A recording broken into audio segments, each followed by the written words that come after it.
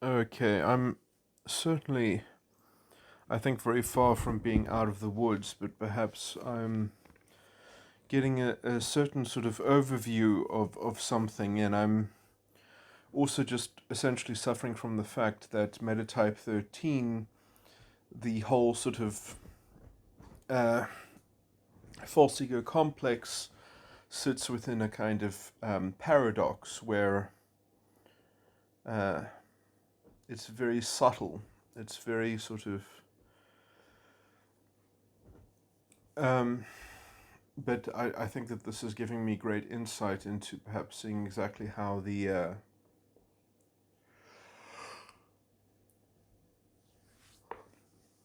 structure of the three sides of the mind that make up the false ego complex. So um,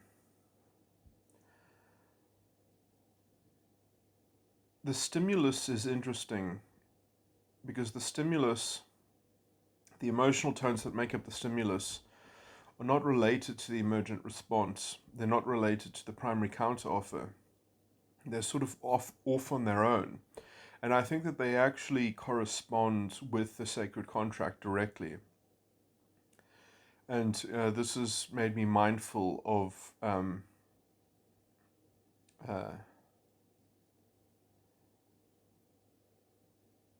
the phrase that I derived quite a long time ago, which is, sort of everyone should care for me, is, I think, the sort of the sacred contract that my entire false ego complex is scaffolded around. And what I am suffering from essentially is that although in some way I think my primary counteroffer and emergent response is properly vetted and properly understood, um, the stimulus is still being generated.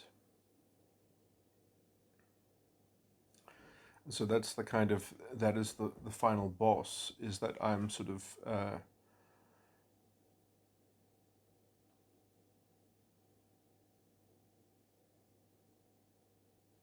still generating this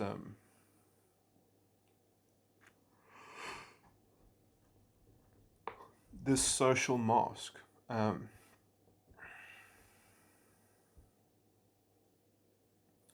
and it's because essentially that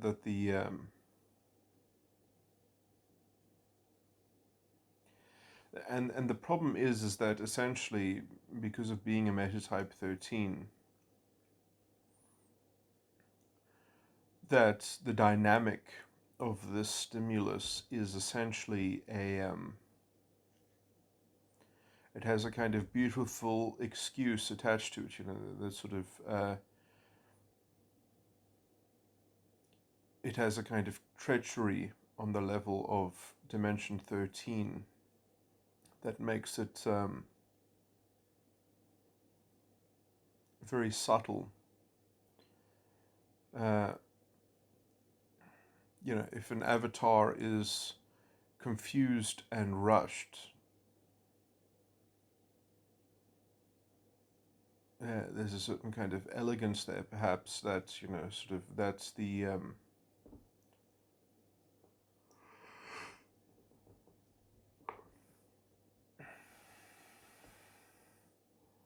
that there is something incomplete to be fulfilled. And the problem is essentially that uh, the sacred contract itself is actually not wrong, is the problem. Uh, is that there's something sort of right about it. There's something sort of that even without a false ego complex, it would be a good approximation of a good general modus operandi. That it's perhaps legitimate to be rushed or confused about seeking to, it has a kind of a fundamental or endemic kind of merit in being fulfilled. And this is the basic problem, I think, perhaps of Metatype 13, is that the treachery of Dimension 13 is a self-imposed paradox, and the problem is really environmental. Or that might just be sort of the beautiful excuse talking, that essentially the stimulus is always just continuing on in the theme of it beautifully excusing itself. So you see the kind of the rationalization that I'm producing now, sort of is tinged with a kind of virtue or a merit, but is perhaps also beside the point that the false ego complex is problematic. So then I'm stuck in this never-ending paradox. So it's also strewn in this kind of. It's interesting because this might be also transparently the problem of how the stimulus eventually finds itself manifesting a primary counteroffer, or the unconscious, how one relates to the foundation of the unconscious side of the mind. And so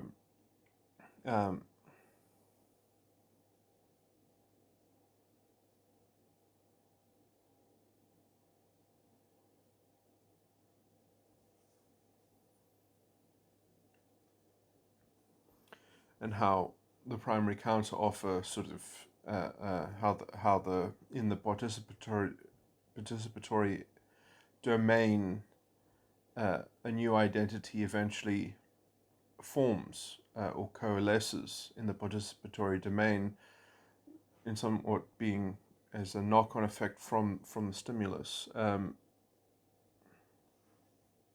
or as a correspondent to the stimulus.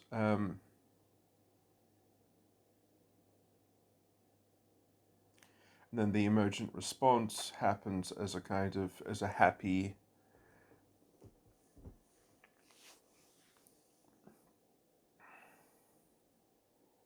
as the thing that sort of privately fulfills the formula of the false ego, or privately gets, then the game that one was playing with oneself sort of comes to fruition, in being able to guarantee an emergent response that does somewhat accord with the sacred contract, within this internal structure that one is contending with the anatomy of the false ego complex. So, but how the stimulus, the way to prevent this stuff is just to sort out the stimulus. And the solution might be simply to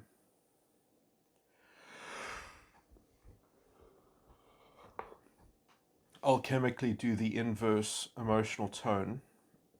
And at the same time, if you could do the inverse emotional tone, then through almost a kind of behaviorism feng shui, perhaps you could also detach from the sacred contract.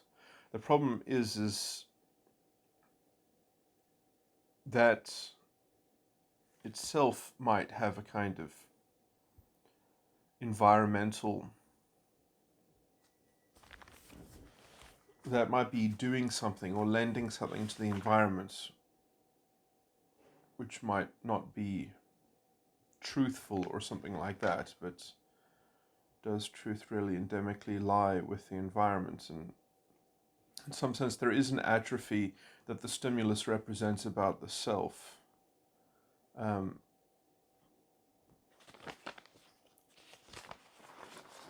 hardening or a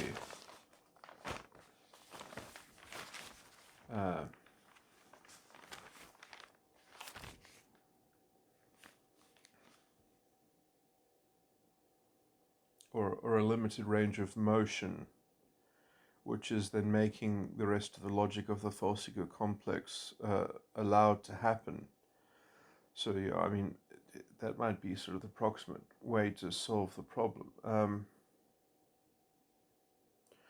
You know, there might be meta-ethical things here that I'm just not fully aware of. That maybe the stimulus does need to be vindicated. Maybe the stimulus does need to find a different kind of resolution that is not as simplistic and formulaic as just, sort of its inversion. But let me look at this inversion.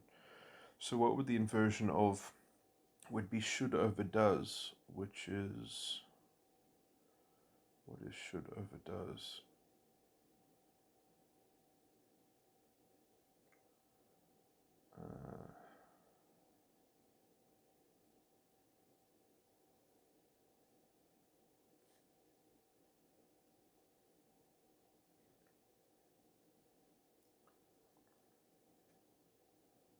Is eager.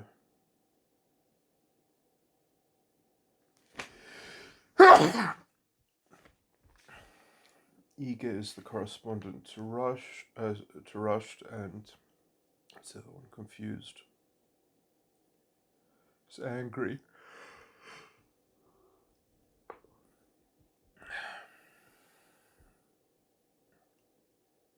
So it'd be eager and angry.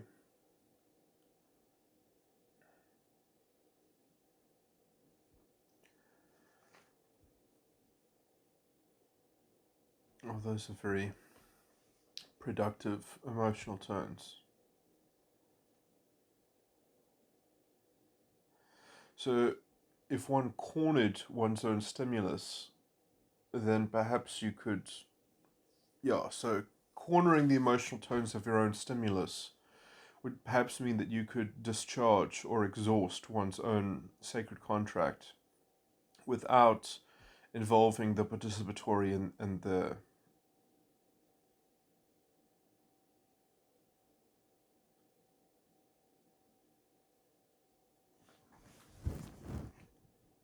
propositional.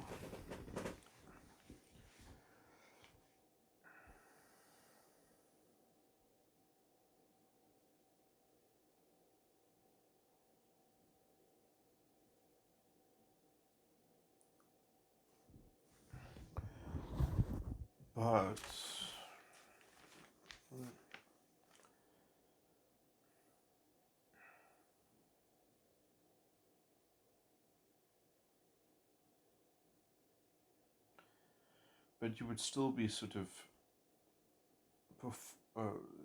your avatar would still be pivoted around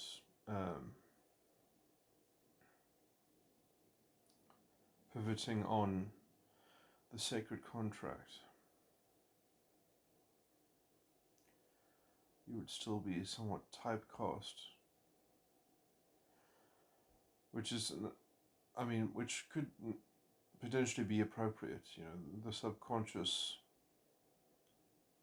avatar usually develops because it's in an environment or a condition.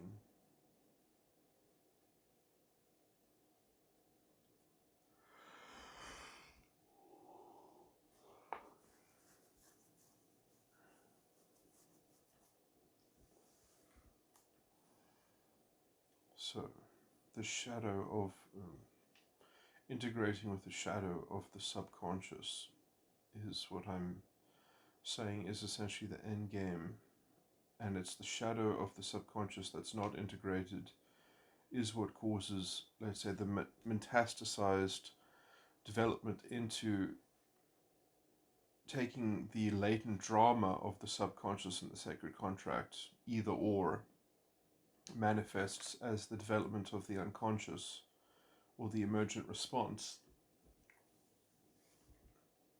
or both, somewhat as the other component of the complex.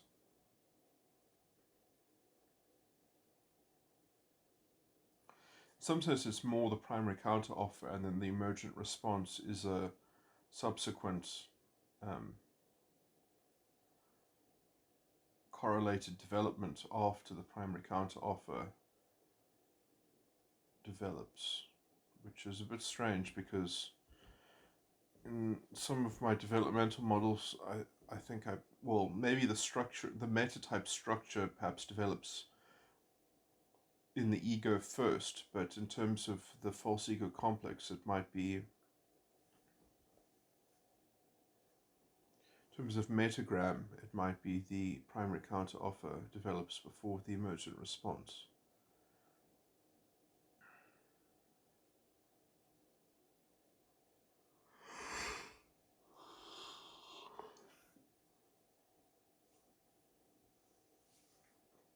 I mean, I do have these detailed pecking orders, but I've always just thought that those were very almost artistic impressions. But I have to look at those again because they might be sort of a tentative model as to the actual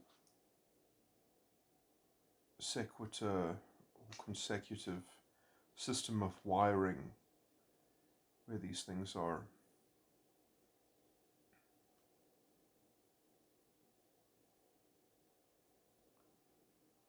laden within one another to create a solid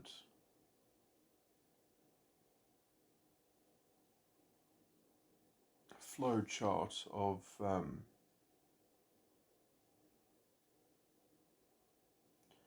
sort of, that might be a representation of the most opaque version of a false ego complex that sort of gets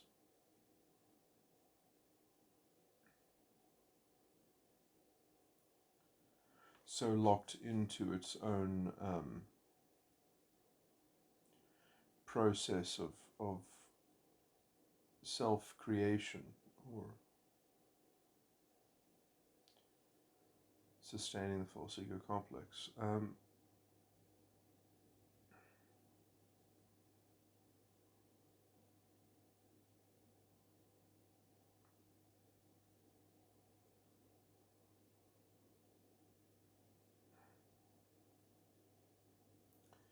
What's interesting is that there seem to be, well, the first lonely 4 and also the first anxious 2, which are also metatype 13s, in their stimulus there is already an inversion, an alchemical inversion, which would make me tend to think that, because they all metatype 13s have double-barreled stimuluses. They have more than one stimulus, but my stimulus,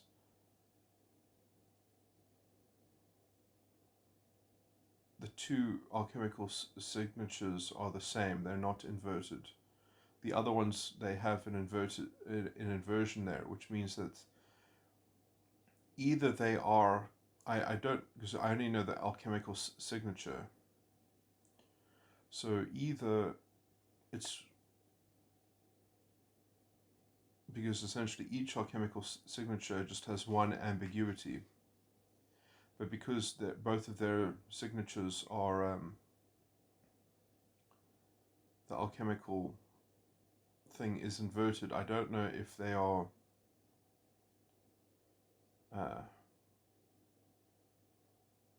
if the inversion is from is basically a cornered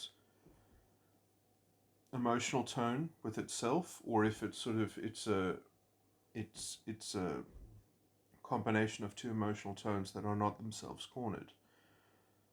Just going, yeah, so I'm not sure.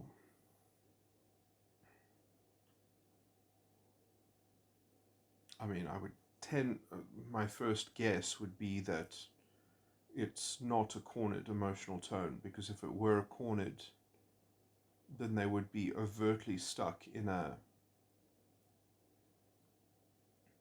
kind of paradox. That would be sort of so obvious.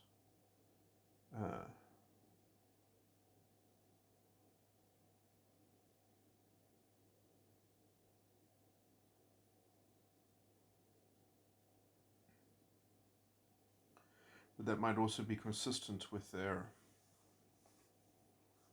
primary counteroffers, because their primary counteroffers are, well, there's always an ambiguity, because even just one signature has an ambiguity of 2 potential emotional tones. But the first lonely 4 is either lonely or calm, and the first anxious 2 is either sad or shy. So maybe if your stimulus was cornered,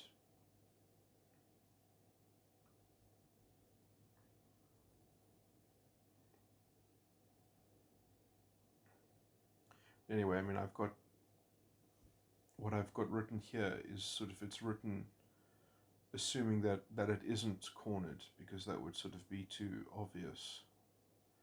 So the first 94, if it's not cornered, would be sad and shy, or relaxed or relieved.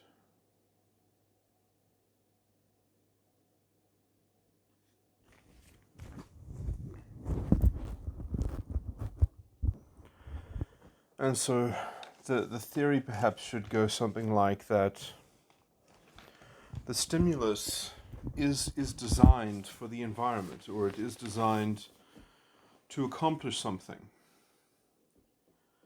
And when it is not performed, when it is not acted upon to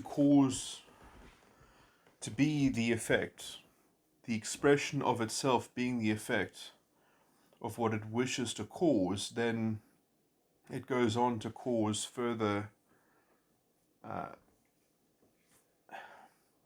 it goes on to be countered by one's own participatory domain. Let's say the external opposition or antagonism, that it's being rejected by it's being countered by the participatory domain, and then there is a synthesis of an emergent response which one has to judge in one's ego, because there's a conundrum within the stimulus itself where it is not its own. It is somewhat anticipating or courting being counted. It is kind of a losing gambit, so that one can go through the drama of what happens when one falls below the environmental benchmark, or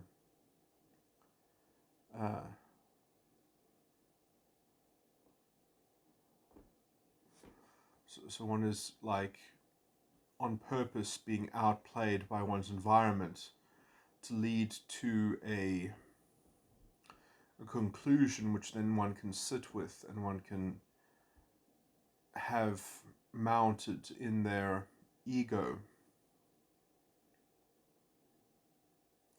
which also somewhat conforms with the sacred contract, just in a different way with how the stimulus is conforming to the sacred contract. So the sacred contract, which is essentially contended by the superego, becomes the sort of the master puppet, and then that is what is being accomplished. The superego is holding or contending what is ultimately being accomplished, which is only the sacred contract, which will usually be a kind of, so you're already choosing to lose out on the sacred contract in terms of the participatory domain, so that one can have both an avatar and a judgment which corresponds. Or you could do the inverse. You could have a participatory domain which is living out the sacred contract, and therefore you would need other people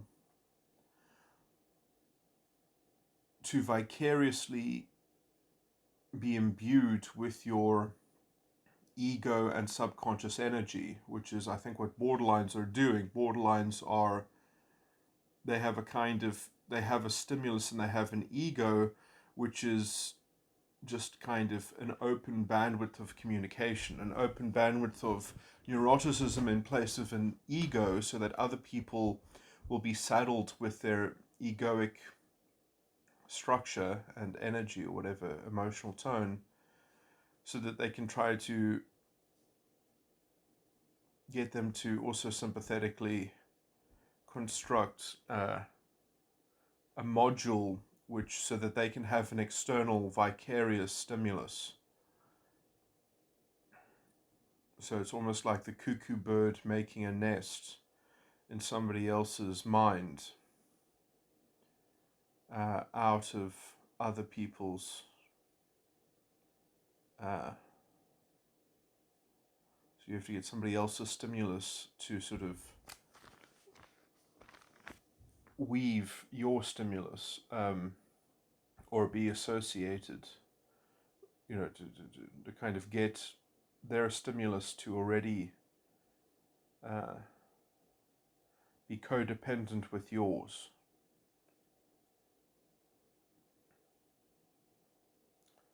So, it's sort of this whole theme of vicarious support, maybe the false ego complex itself, or the sacred contract itself of such an individual is fundamentally hooked into a kind of vicarious emulation of itself.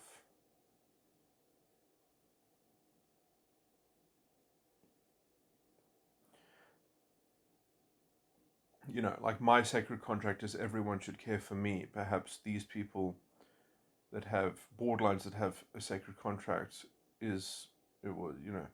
everyone should care for me is, if I'm correct, pivots around the 13th dimension of psychological reality, is a kind of, perhaps, when I say treachery on the 13th dimension, I'm just, usually that was just the description that I was giving to the entire false ego complex of a metatype 13. That's a kind of a theme that will likely be generated. If borderlines are sort of naturally a metatype 14, that pivots around dimension 14, which is also the word, the source of, so it's sort of trying to constrain something that's in the immediate, and therefore, will naturally, I think, usually have the nature of a kind of sadistic,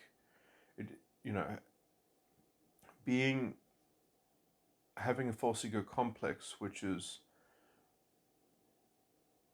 hinged on the word itself, I think will naturally sort of, it's going to be parasitic or sadistic in its treatment of dimension 14, which, if that is to be, that you're always trying to cage something, you're trying to, in fact, I think it's trying to freeze it in the immediate, so there's only one word.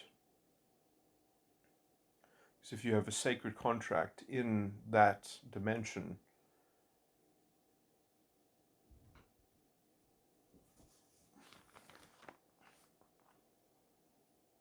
but then also, so metatype might have this strange correlation with metaethics in terms of,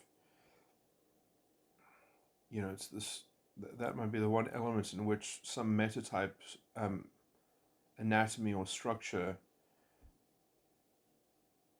ends up manifesting in the type of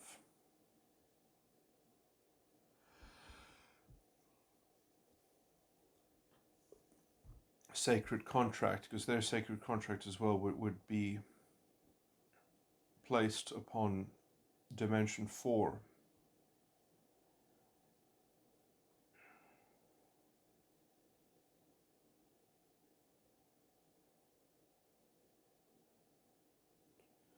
And, or the motivational component of which will be dimension 5, which is how things will be, or a form of extroverted intuition. So that would be what they are using to affect their sacred contract, would be the subsequent dimension. So they're constantly using dimension 5 to manipulate or to engineer. Whereas metatype 13, my type, is always using dimension, the sacred contract is held upon dimension 3, and the motivational structure is dimension 4, which is very above board, which is very on the square. It's very transparent. So because it's happening through dimension 4, it has to be an honest paradox or something like that. It has to be paid for in terms of the water. It has to leave a trail of itself in terms of the water, whereas dimension 5 is much more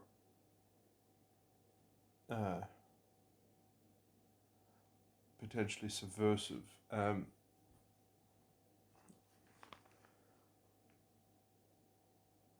Dimension 4 is introverted sensing, dimension 5 is extroverted intuition.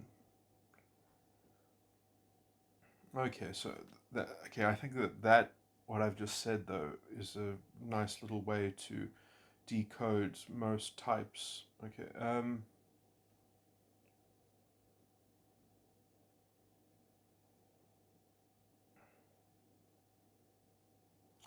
then perhaps why people are attracted to one another to some degree is that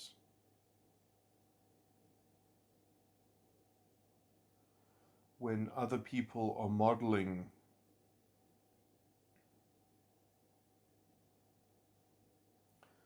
because, for example, to a metatype 14, a metatype 13 will be the model of their sacred contract in terms of the operation of the metatype 13's stimulus.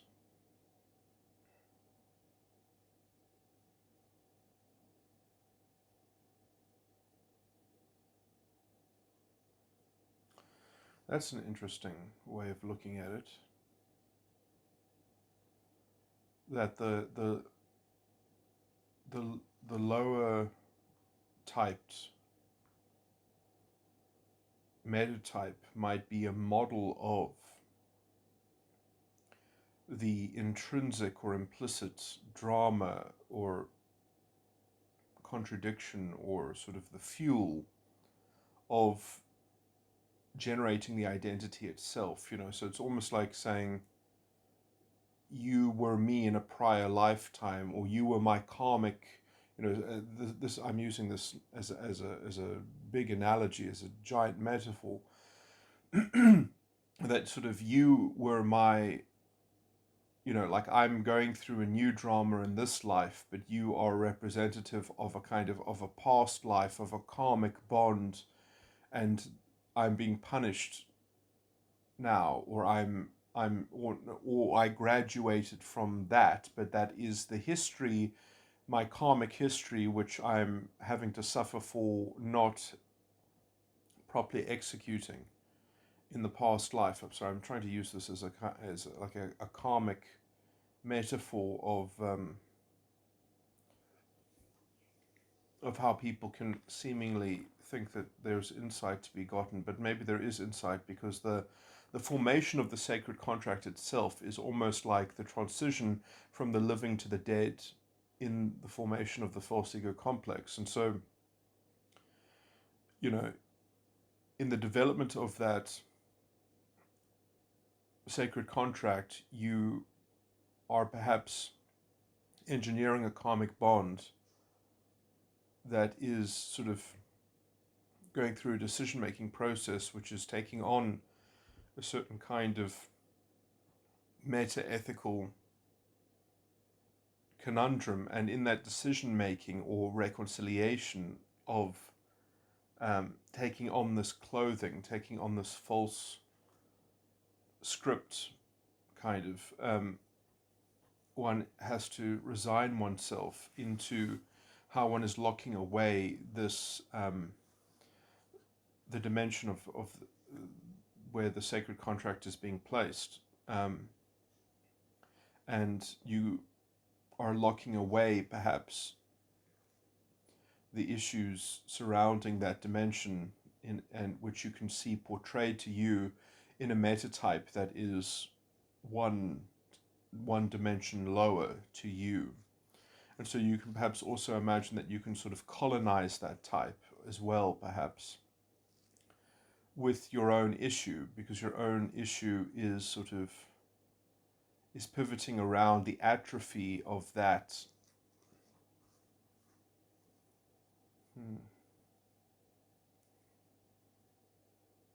is holding that issue constant, maybe. Anyway, I'm just trying to basically say that perhaps the formation of the sacred contract itself could be seen as a production or a manufacture of the lower leveled metatype of the. So for example, for a metatype 13, you can sort of imagine that the production of a false ego, the production of the sacred contract is made up of the intricacies that are modeled to you if you just looked at the personality of a metatype 12.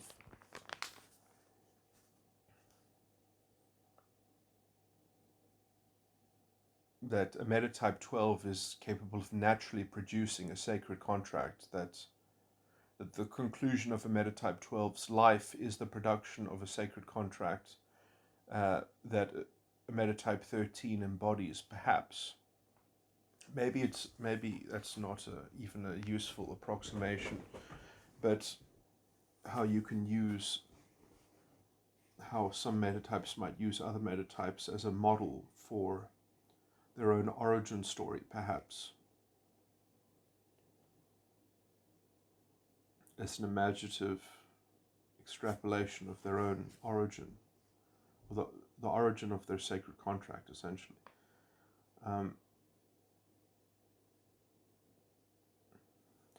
If I could put it like this, the point of generating a sacred contract is to escape something.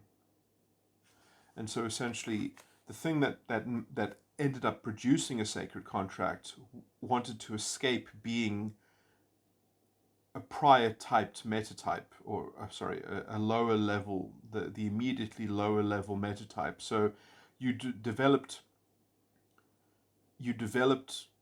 a sacred contract which made you a metatype 13 because you wanted to avoid being a metatype 12. That was sort of the lesser evilism. So that when you see that lower leveled metatype, they are representing to you the alternative existence that you graduated from, or that you elevated yourself into the next rung of meta issue. That you kind of, you didn't want to have a repetition of. They represent to you the past life which you have now escaped, or that you've moved on from. Maybe that's a weak analogy, but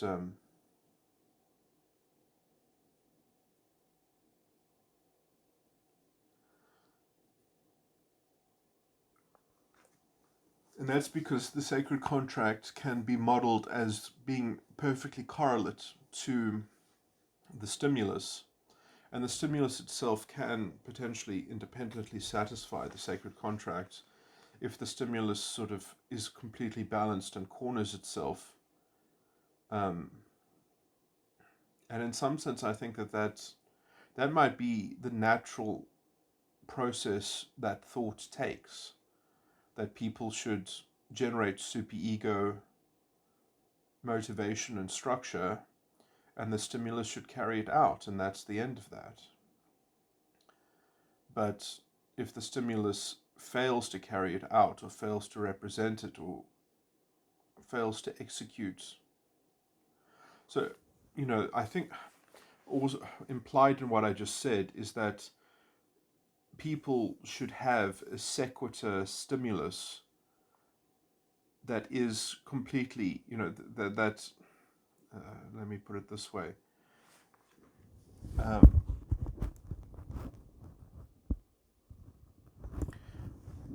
People should not ever operate within the unconscious. That only happens when your subconscious is sorry,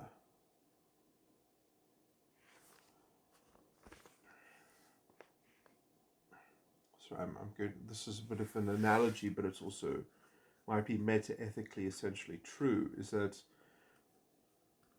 the unconscious is an unfriendly and unconnected would-be component of the subconscious. And so, you are roping yourself into a kind of unknown and set of problems. But essentially that the subconscious should be all that there is. And in terms of what you want to affect through your superego, and if your superego is implying to you that your subconscious is not enough, then you are already resigning your subconscious avatar into a kind of the opposite of being bootstrapped in terms of its integrity. So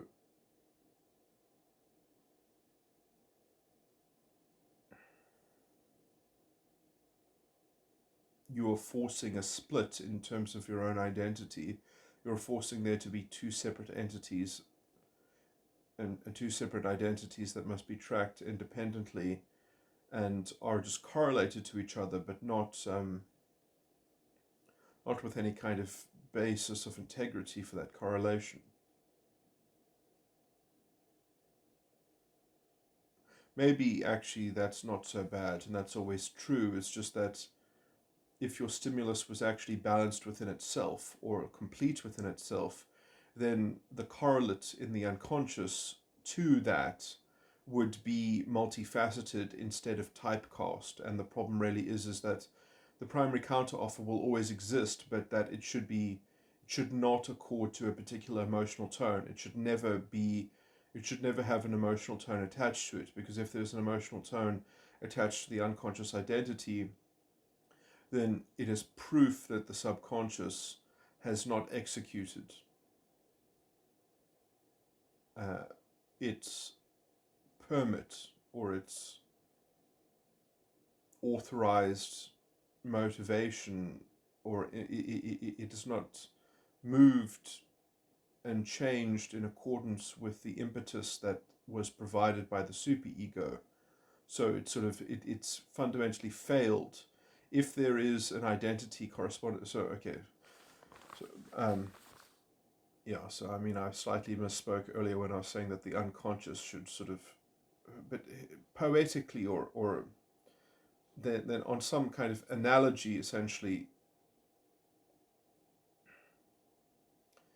if there is the unconscious identity should be forever sort of blank, or forever sort of multi-variable and transcendent, and also sort of relative to the unconscious. It should be a mystery to the unconscious. The domain itself, it should be a mystery to itself. It should just be peculiar, essentially. It should always just be peculiar. But when it becomes typecast, it means that the subconscious itself is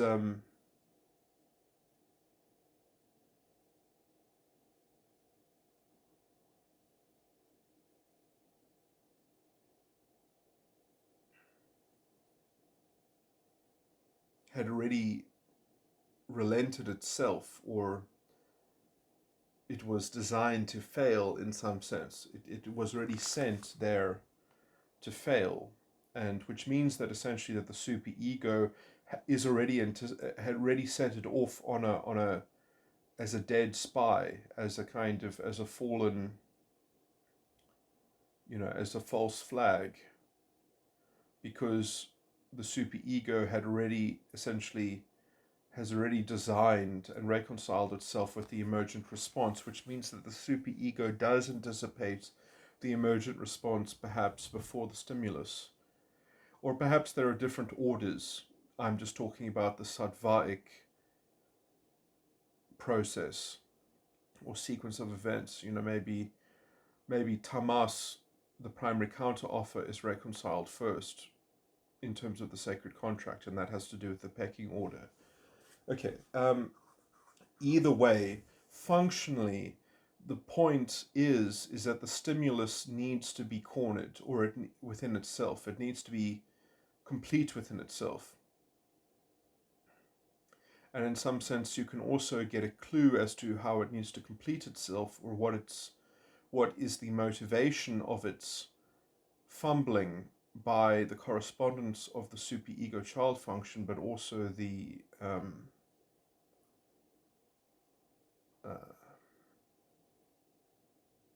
the unconscious dominant function, which I still think the whole thing pivots around, which is somewhat to say that is the primary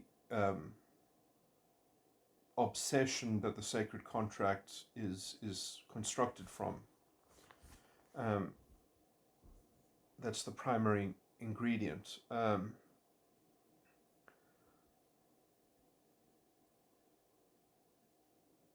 those are the two things that are being placed into a kind of juxtaposition in terms of the dimension that the sacred contract is actually occurring upon. That's the mark that is being... I think all the inferior functions could just be called marks, by the way.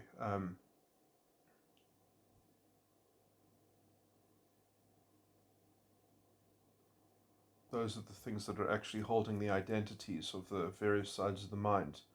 And the mark of the superego is essentially the... I've called it the sacred contract, I've called it the terminal beast, the terminal death. Either way.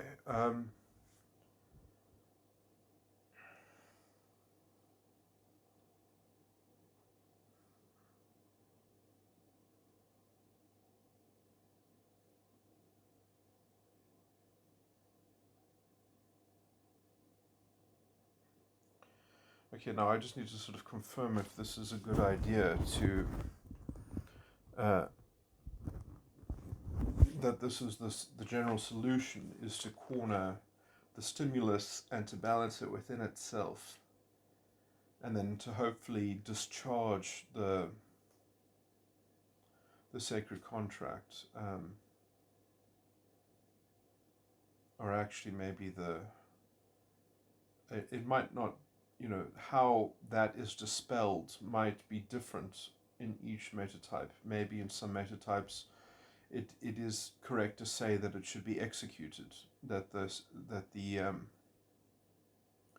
see, I've always thought that the problem with the metatype 13 is that it is so beautifully paradoxical in being able to excuse itself that it isn't actually a problem necessarily in its generation or apperception of the sacred contract. The problem is actually in the environment, where it could be a bit of both.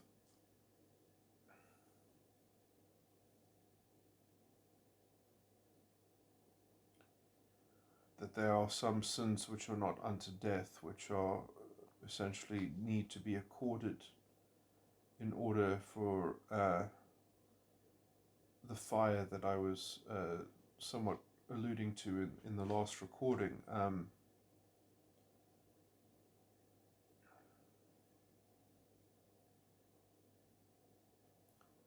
The baptism by fire, essentially the spark contained within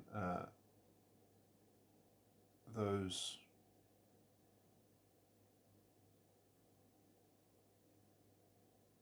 marks in their unraveling, that there is a white stone with a name written on it, is something like the fire, that one can be baptized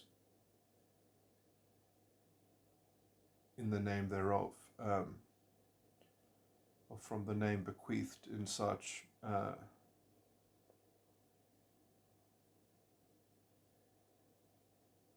But that baptism by fire might also represent pieces of various different gifts. Some might be apostles, some might be other gifts. I've always thought that that's, sort of...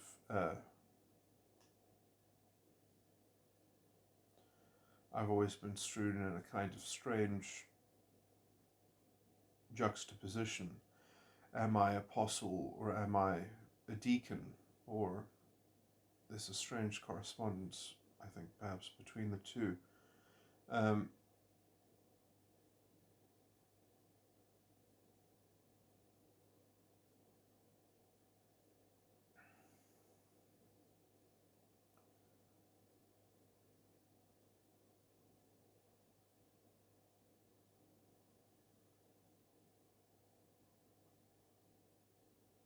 in terms of the juxtaposition between which of those gifts is actually foundational, or, you know, when I say that, I mean that foundational in the sense of that the one might be a necessary thing and the other one is a sufficient thing. And the one might be necessary to found the other one, but the other one is actually properly sufficient in terms of the accomplishment of the thing, but the other one, so in some sense that there's an epistemological view of things and there's an ontological view of things. And ontologically you need the gift of the apostle, but epistemologically necessary conditions eventually become more important than ontologically sufficient ones. Sorry, that's a bit of a... When one dispenses with the issue of temporality and determinism itself, then one perhaps regards that the gift of the deacon is actually, although not sufficient in temporal, it is what has been sorely lacking and is sort of the key to what opens certain things. But one cannot do the work of the deacon until the foundational structure is first laid, which is essentially the gift of the apostle. So the gift of the apostle appears first, but it is the gift of the deacon which is actually far more important, but has no place to be developed without first the work of the apostle, which gives the basic structure of the accumulative hope, the work of aggregate. Anyway, I'm talking, this is a bit of a separate topic. Let me...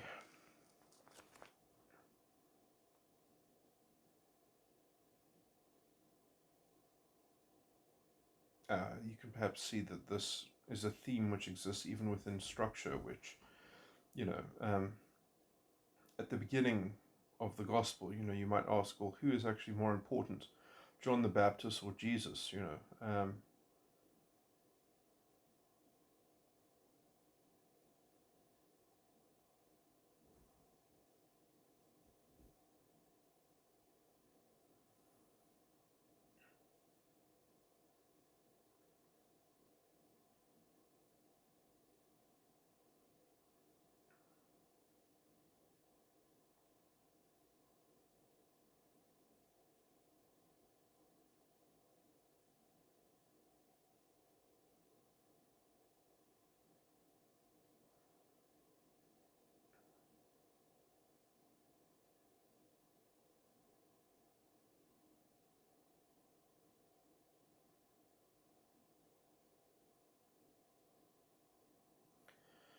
Okay, now, I was talking about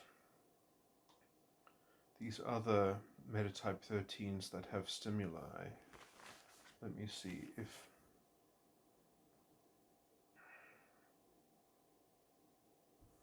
that they're either relaxed and relieved or sad and shy.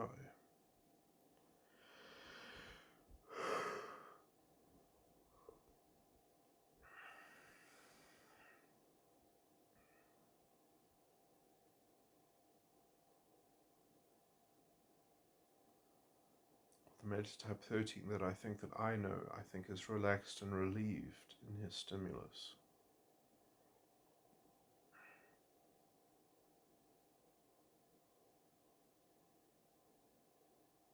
But you can usually always include the other pairing as well, but usually it's just a kind of, it's almost like a being haunted by a thematic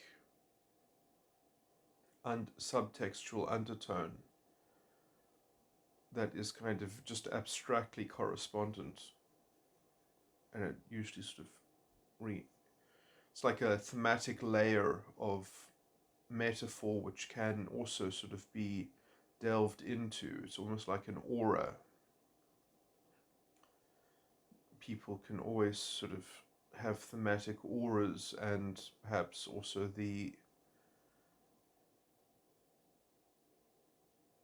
usually the auras are a pure abstraction, a pure projection that one can make by cornering their own stimulus. You can say, okay, well, let's just say I corner your own stimulus.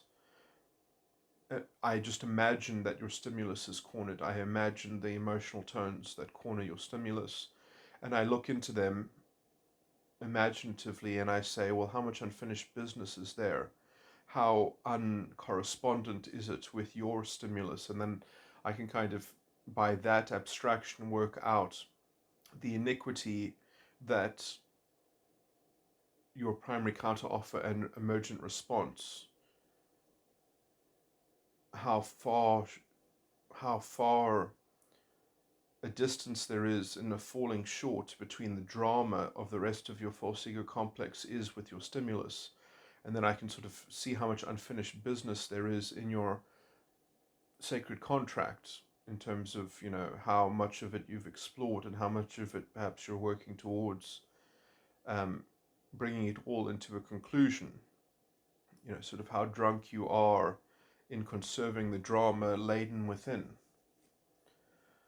But some types that have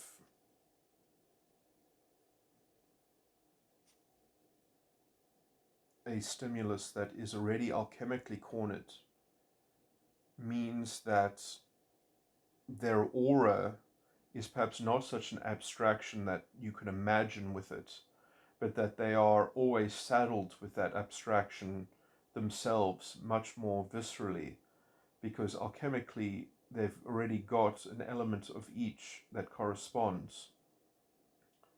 So alchemically they've got their aura sort of stuck in their face already, perhaps, or at least represented to them in their other correspondent alchemical signature, because they've got both alchemical signatures going both ways in their double-barreled stimuli, or stimulus, sorry. Shouldn't really use the plural. It's a double-barreled stimulus that already has an alchemical inversion. So if they are confronted with their own aura, then they can usually perhaps be slightly transfixed or mesmerized by it, because they can see, they get a preview of their lack of consistency or coherence. So that might also lead to a kind of being saddled with a kind of, because other people can be measured in terms of their maturity by someone abstracting their aura, perhaps, whereas because they are haunted by their aura more directly, they get a preview as to their own consistency.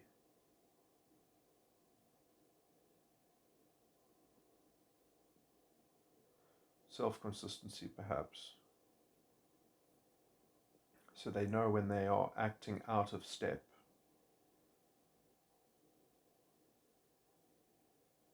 They get a preview of that when they are out of step with their own sacred contract.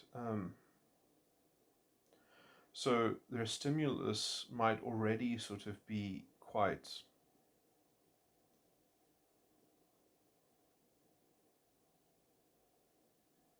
they might already also, because then they also have access to corner their own stimulus. And if they have access to corner their own stimulus, then they might also be berating themselves for the fact that they have a false ego complex itself, because they could already very easily imagine how they could corner their own stimulus. And so they are perhaps more conscious, or more blameworthy within themselves. They hold themselves more accountable for the fact that they are indulging in their sacred contract within a false ego complex. So they might be more self-incriminating or something like that, more sensitive to their own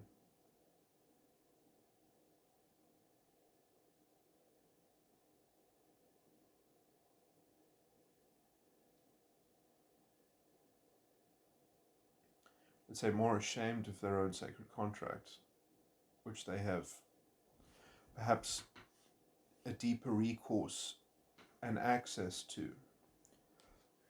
And that might also be the theme of their paradox of being a metatype 13, is that they still remember that they are, I do think that what metatype 13 is conscious of its own fall into its own false ego complex. And that is often part of the paradox. That when they relent into developing a false ego, which they do so often out of a kind of necessity perhaps, because they are continuing in the fashion of the adult game, and so, there's often a record of this within the superego's child function.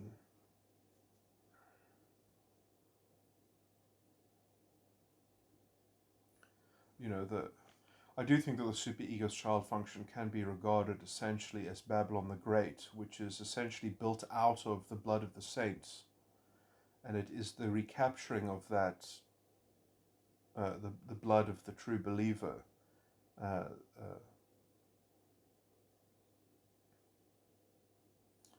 the clearing, which is the necessary ingredient to forge the New Jerusalem out of the dominant function, which then is properly unbeholden to the contorted motivational structure that the child function. All of this is basically strewn within the sacred contract, which has got its grubby hands in the because the sacred contract is essentially the terminal beast, and the child function of the superego is Babylon the Great, and which is also represented by the whore of Babylon, which is the woman who worships the beast, who worships the terminal beast, the sacred contract. So it's the child function, the superego, which is worshipping the terminal beast.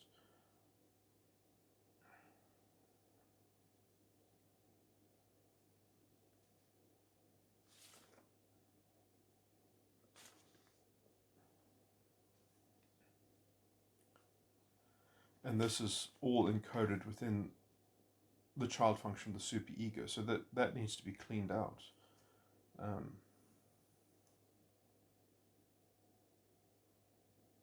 But there's also a kind of, that is a particular line of development that has to be particularly unsown.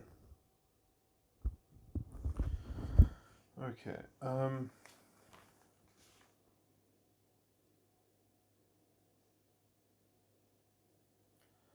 Now, yeah, I think, look, I don't know about other people's sacred contracts, but essentially the problem is that a sacred contract that is held within Dimension 4 will itself, I think, naturally, and perhaps all sacred contracts to some degree, there'll be some context in which that they are perhaps appropriate.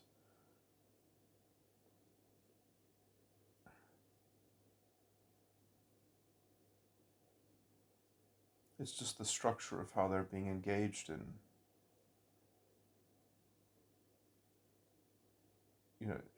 It's the sacred. The sacred contract is always wrong. Excuse me. It's the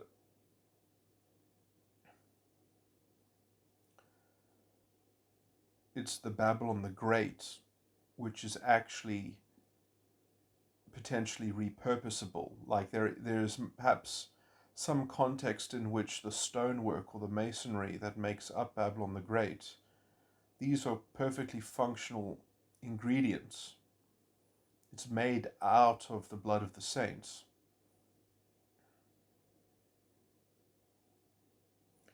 It's when it is creating an atrophy of the so-called terminal beast, the death of that dimension, the freezing of that dimension,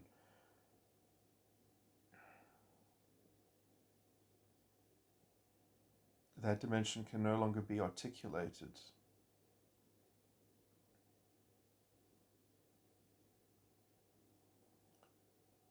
Essentially because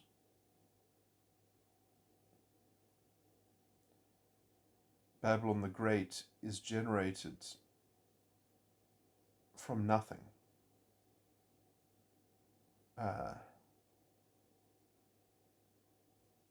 It comes from nothing on the previous dimension, except therefore that the previous dimension is conditioned, is just regarded, is treated as if it is conditioned, as if it is merely dead.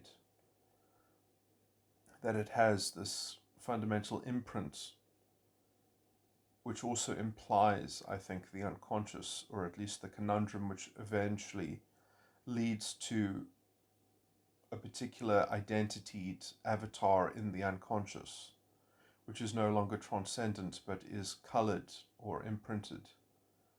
So there's something about the sacred contract which implies an unconscious role, which is part of the mark of sin or something like that.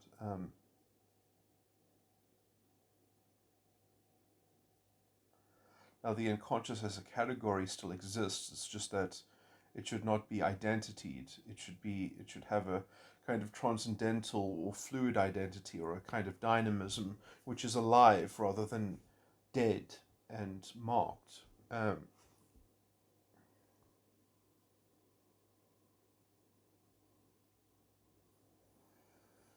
So I'm just trying to go through and find the exact sort of perhaps mechanism of discharge of the false, of the sacred contract.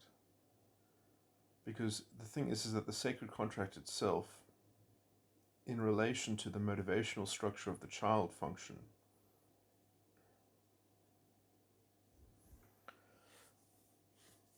Babylon the Great,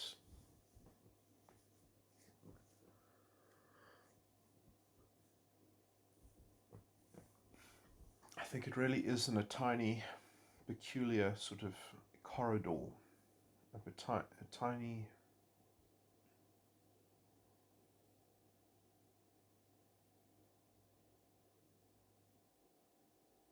you have to access these elements from a very bespoke within yourself in terms of constructing the proper approach to the dominant function in the superego that delineates these confused and this confused and rushed treatment. Perhaps it is the stimulus. The emotional tone of the stimulus is the treatment of the sacred contract by the child function of the superego into the dominant function, which is being replicated in the subconscious identity. It's all happening within the superego, and the subconscious is just reflecting that and mirroring that.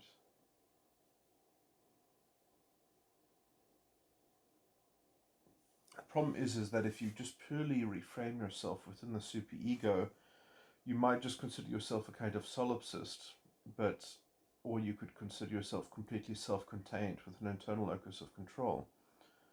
And sort of the call of the false ego is that, you can actually connect with the world, you can actually touch the world, and then you won't be alone, or something like that.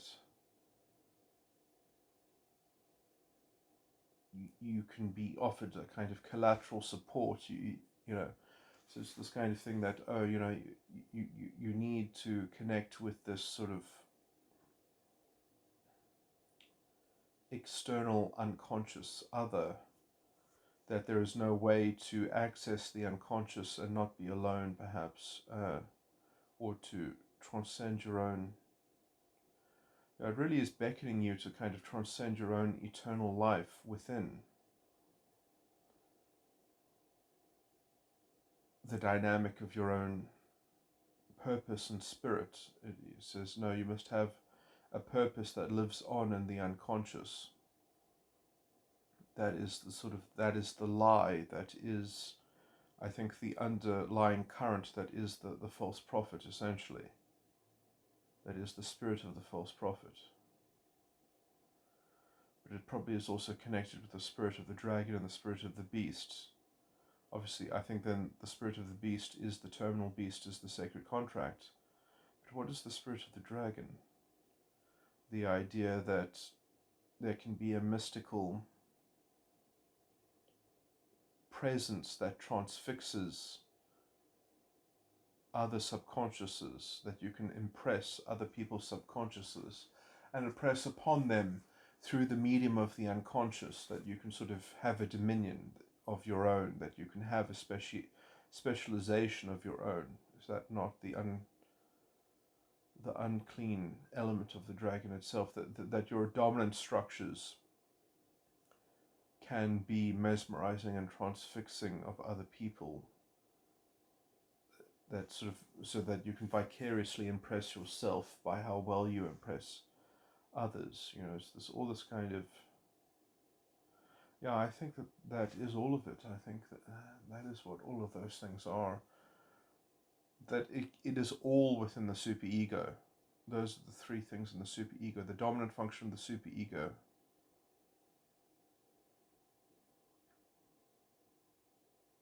the child function of the superego, and the sacred contract, or the terminal beast of the superego.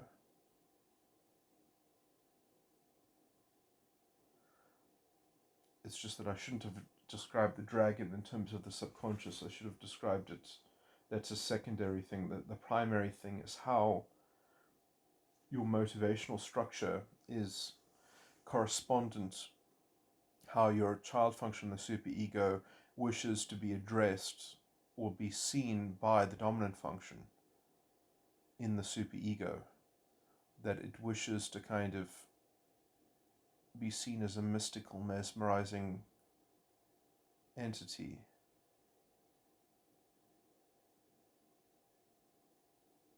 It's interesting how the same entity is taking on three different valences, that the sacred contract is actually just death. It's the mark of death. But relative to the child function, it wants to be regarded as a beast that lays conditions down, as a sort of a beast representative of a kind of a noble passion, and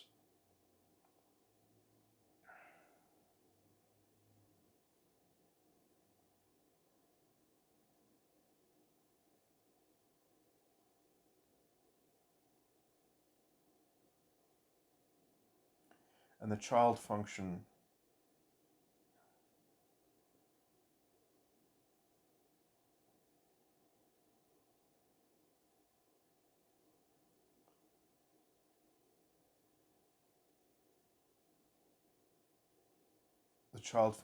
is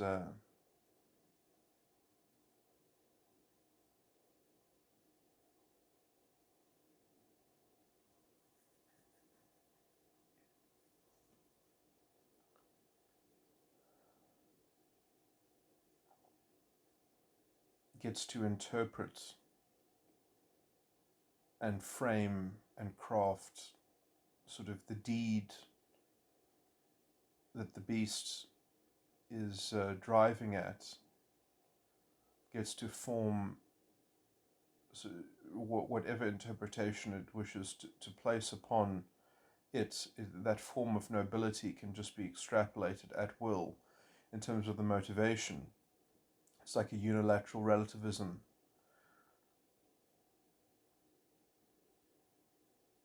And then that same impetus then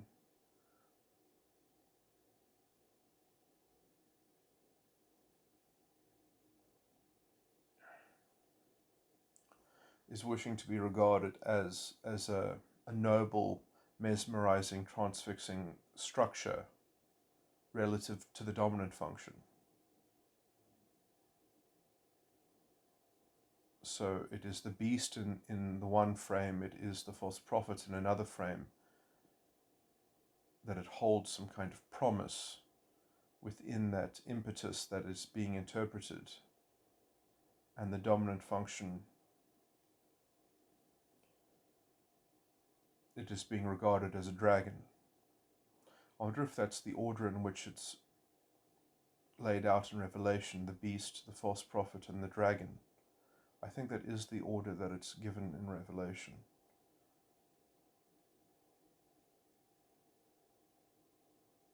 The beast, the false prophet, and the dragon. Actually, I think it might be beast, dragon, and false prophet. Maybe I should go check that up. That would be slightly annoying if it's in the wrong order.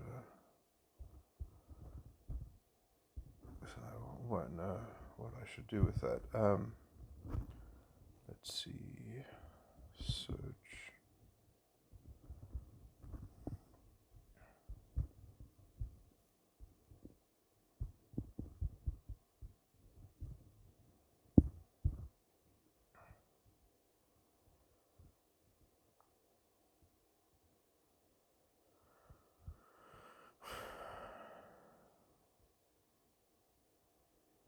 Out of the mouth of the dragon, and the mouth of the beast, and out of the mouth of the false prophet.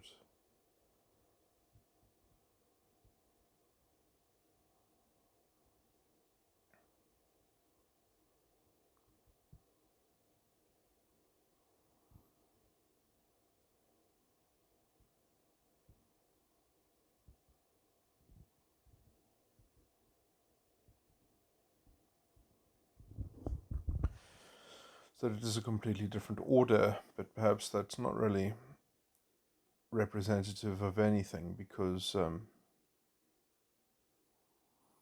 perhaps that is the order in which it has to somewhat be processed, because the dominant function has to be deleveraged first, and then the sacred contract needs to be addressed, and then the aftermath is the structure. The last piece of the puzzle is the structure of the child function, which has to be then deprogrammed, which is then lastly essentially the structure of the false prophet.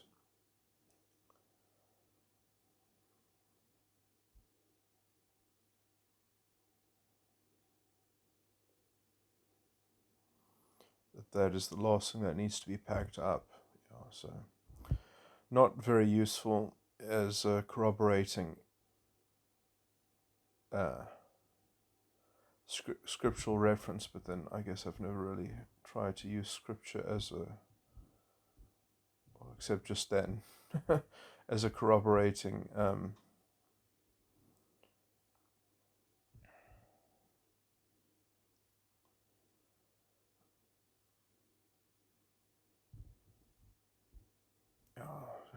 it's usually quite feeble when you're trying to sort of leverage something like the ordering of things. Endemically folly. Anyway,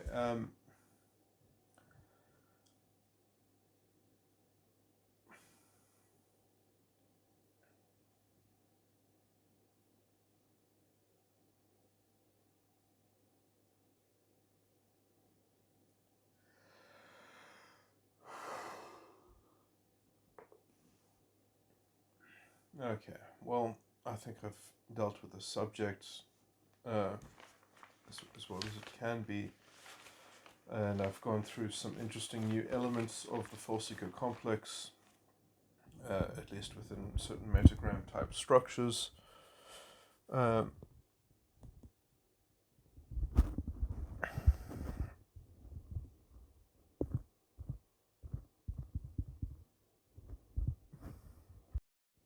Okay, this is an addendum. I just want to go back and sort of attend to some things. So I think I need to sort of rediscuss in proper sort of metaphorical relation to the beast, the dragon, and the false prophet.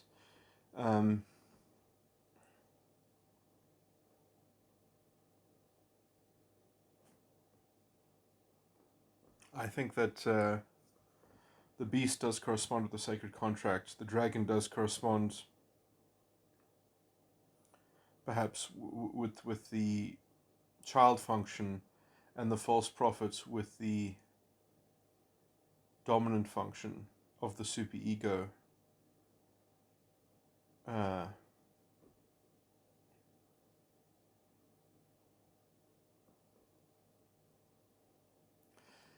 and maybe I can just juxtapose this with the other thing that I wanted to add. So when I was talking about, sort of how another metatype can represent almost like can represent to you the thought process that went into developing your own sacred contract, or at least the events that happened right after or around developing the sacred contract, sort of as the concept of the dragon was being devised before the concept of the beast precipitated, or the concept of the sacred contract fully came into commission. So essentially, when somebody else is a metatype that is one dimension below you, then they are perhaps, their false prophet is representing your dragon.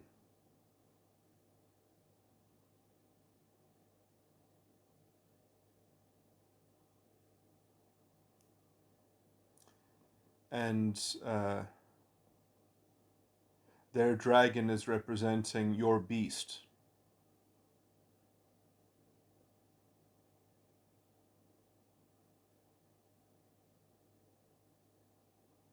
So let me try and piece through this, and this is slightly speculative. So this could be radically repurposed, because maybe my metaphorical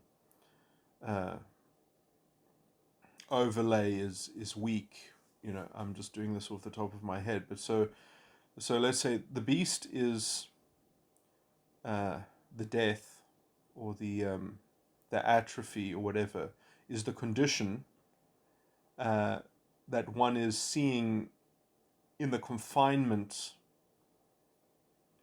of, is the static identity that the sacred contract. So you it is in some sense the byline that you are making true. So it becomes an article of truth, but at the cost of everything else has to be frozen in a static picture, so that it's just everything is a set of conditions, is a set of, and so you are natural in that. So the beast is the naturalistic view of being subject to a set of, or an array of an environment.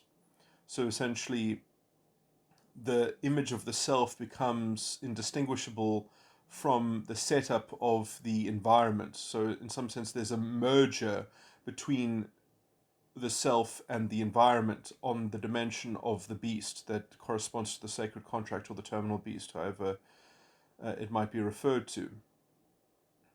So that is the beast. Then the dragon is subsequent to that, which is the child function of the superego, which is the dimension, the higher dimension, the proceeding dimension from the beast, which then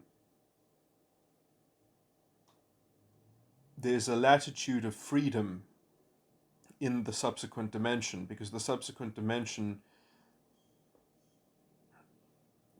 has the first bite of the interpretive cherry of the conditions.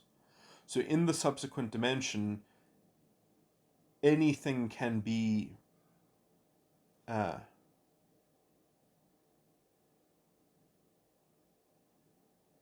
any stylistic interpretation is free to run, is free to roam, is like a dragon that just lords over the terrain of the beast. So sort of the dragon that flies above the ground of the conditions.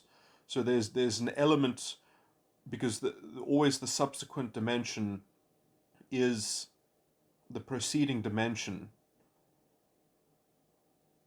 is always directive of the prior dimension. So the dragon is in some sense the cause of the lower beastly order, or the lower beastly natural domain is controlled on the level of the dragon. So the dragon is just all about control, essentially. And then the preceding dimension is the parent function of the superego, the false prophet, because that gets to kind of know the sign and the representative of how the ways of the dragon, which is a law unto itself. The dragon is fundamentally a kind of so the child function of the superego just has this unbridled dominance over the beast in some sense, but the false prophet then sniffs and smells the conditions upon which uh, sort of has a correlation, a weak correlation perhaps, between, oh, this is, it's sort of like, it's similar how dragons are explored spiritually or thematically within the Lord of the Rings, where it's that the dragon appears when the dragon has already, the home of the dragon has already been provided. So when you have a mountain full of gold and people who are greedily hoarding the thing, it's already a place for the dragon to live. The dragon is attracted to the place that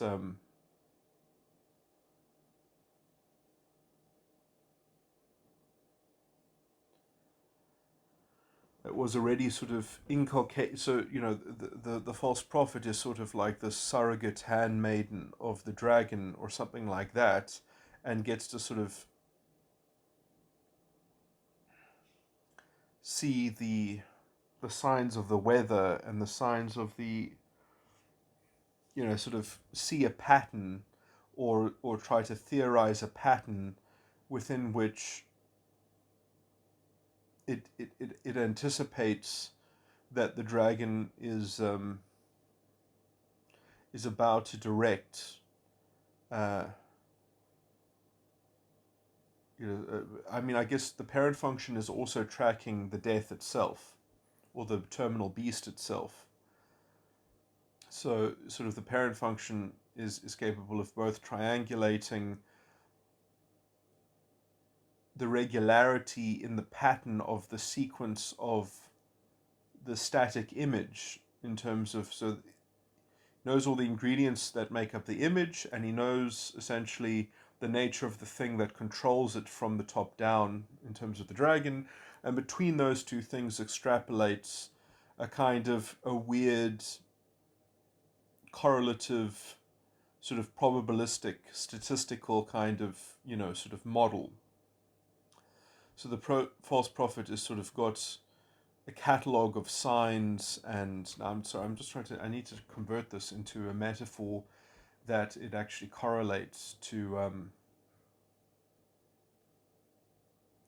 how this is devised, or how this is subjectively being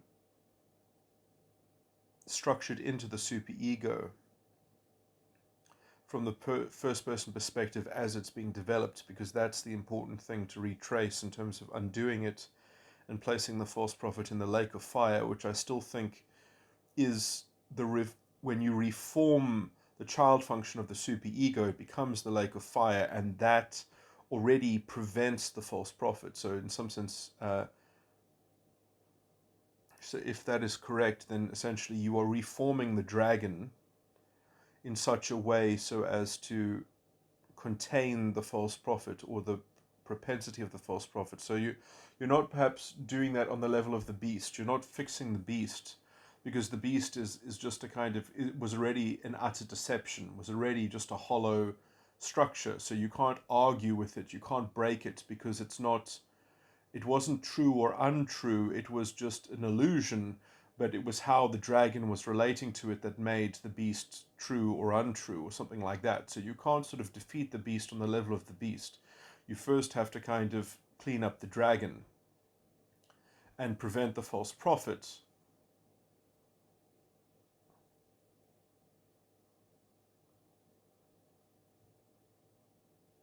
So you leave the beast to one side, because it was never there to begin with. It was always sort of an illusion. It's the dragon and the false prophet which are the real sort of driving sort of force that is holding the beast into relevancy or pertinence or something like that. So that'll allow you to let go of the beastly thing.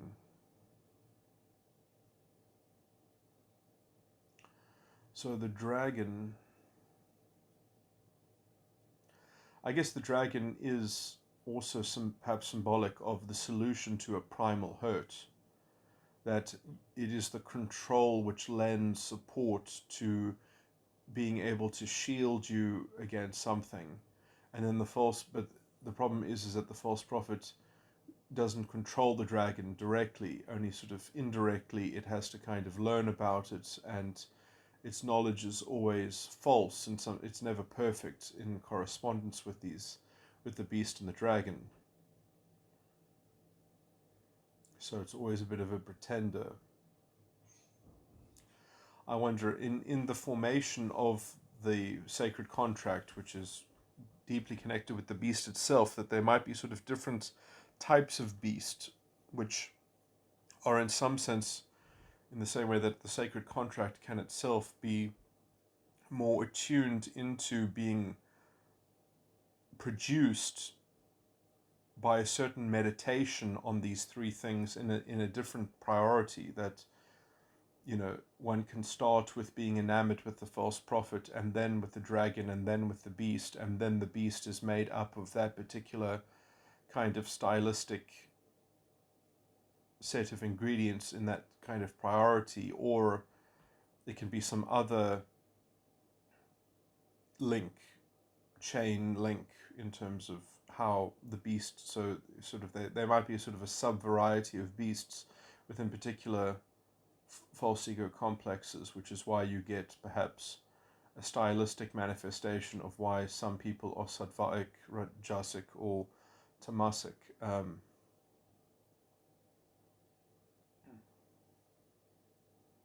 Or that stylistic stack within the beast itself, as it's being interpreted by the false. That could be. So essentially the beast is just a metatype structure, and how the false prophet interprets it is what is producing the metagram.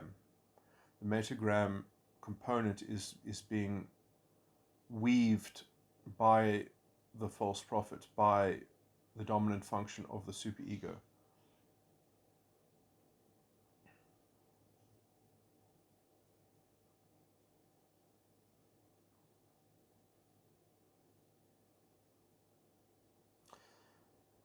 Not to contradict myself, but just to refine that, but also to change it a little bit, is that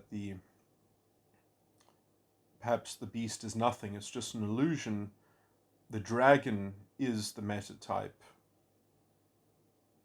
false ego structure, as it were, and the false prophet, which is the dominant function, is the metagram clothing, which is then being projected onto that metatype false ego structure.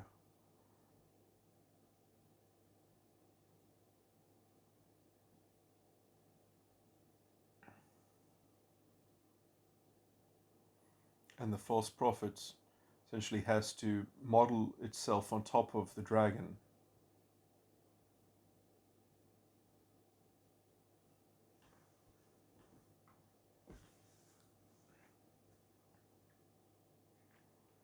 In terms of actually mapping out the blow by blow sort of cornering between the unconscious and the emergent and the ego, between the primary counter offer and the emergent response.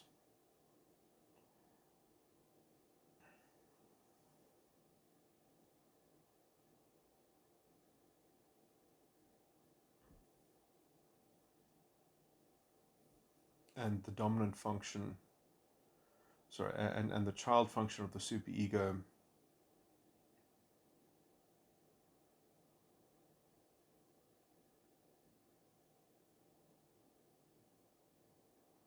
is almost the meta-ethical involution into this particular division between.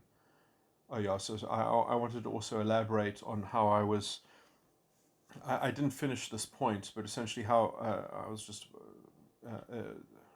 in what I was just talking about also it directly leads into this, is that so I'm elaborating on a point that I made in the last recording, that some sense the way to have a unified understanding and an unbranched intellect that is intact and capable of executing self coherence and proper integrity is that you don't mix your identity up in the unconscious. You just act within the unconscious, within some potentially some contemplative realm, but in which one does not have a split identity. One just has a solitary, integral, intact boundary. But the way to do that is that the subconscious is only dealing with itself. It's not dealing outside of itself into the unconsciousness. It's perfectly self-contained. And this means that when you're communicating with something, you're not communicating with something other, you are communing with it. You are in communion with it. It is the same as you, or it's fundamentally just as it has the same integrity as you, and so you're communicating with it by relating within yourself in some sense as a you're relating to them because you're making use of the same set of ideal forms within the self, so you're sorry, I'm importing some Platonism here essentially, but you're recollecting something within yourself and you're encouraging the other person to recollect something within themselves, and that is how communication is happening. It's that it's both self-contained in both the recipient and the sender. So it's a correspondence within a fundamental communion in which both entities, sets of integrity, are both self-affirmed because they are the same source of self-affirmation in both, or something like that. So there's a certain sort of fundamental parity which is required in order to have this, but also that essentially that then when you are dealing with somebody else's subconscious, you are dealing with it the same way you're dealing with yourself. So we're all in the image of God, and sort of this is sort of love your neighbor as you love yourself in some sense. That sort of is in the same vogue as all of that. So essentially the subconscious is always dealing in itself and nothing else. It's not dealing in the unconscious, but the unconscious is a potential possibility that it has to freely elect to not make itself in subjugation to. Or if it does, it might venture into the unconscious and therefore suspend its own responsibility, but it doesn't ever suspend its own integrity. It does so accruing and accumulating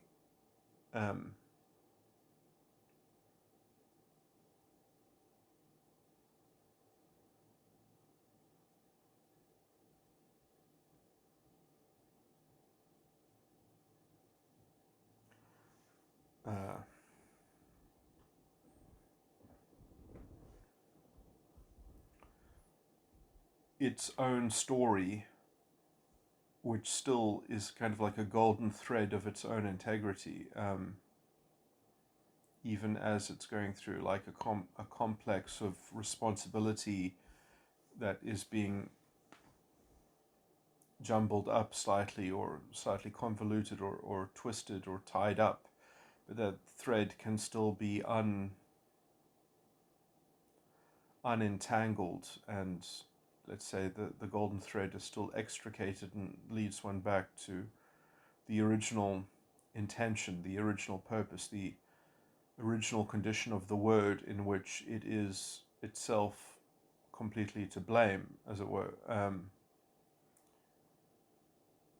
So it can seemingly suspend its own responsibility, but it never suspends its own integrity, except if it thinks that it has, then it can kind of truly emulate the false ego complex, or simulate the integrity of the false ego complex at the expense of the integrity of the subconscious. And that drama essentially is what overlooks the actual origin of all of these things, which is happening from within the superego, which then becomes a kind of environmental unconsciousness.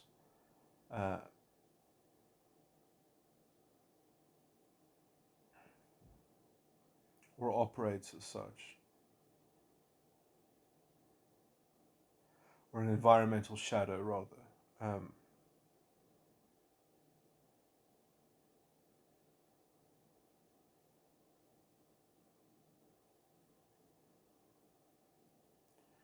Until one recollects how one specifically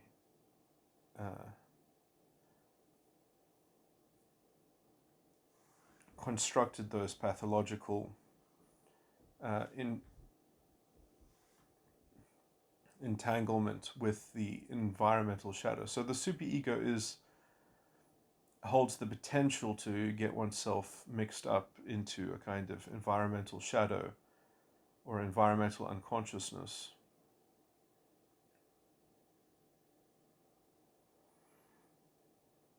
But how it actually subsists originally is just a collection of meta-ethical issues that have been produced badly, or badly constructed, sort of a set of bad decisions upon one's own character, laden within the foundation of one's own subconscious avatar. So you really just need to fix the backstory of the subconscious and get it straight and in line with an internal locus of control. But to even get to that point, you first have to have progressed through the false ego complex, bootstrapped your own integrity so that you could suspend your subconscious and understand the unconscious relation between the unconscious and the ego to give yourself enough ingredients to outline the superego from the perspective of the false ego complex. And then once you're back in the superego, then you need to sort of understand the subcomponents of the identity complex within the false ego complex and use that to do the final legwork of sort of self-healing and self-regard of one's own hand in the construction of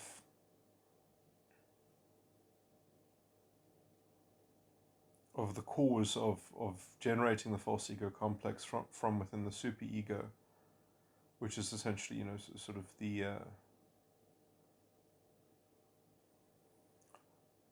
mistakes that were made in generating the subconscious without full view or without proper consideration, or in some sense with essentially actually with full foresight and full bad faith in some sense to engage in this split unconscious subconscious identity sort of tribulation, which would generate the right drama in order to facilitate the beast.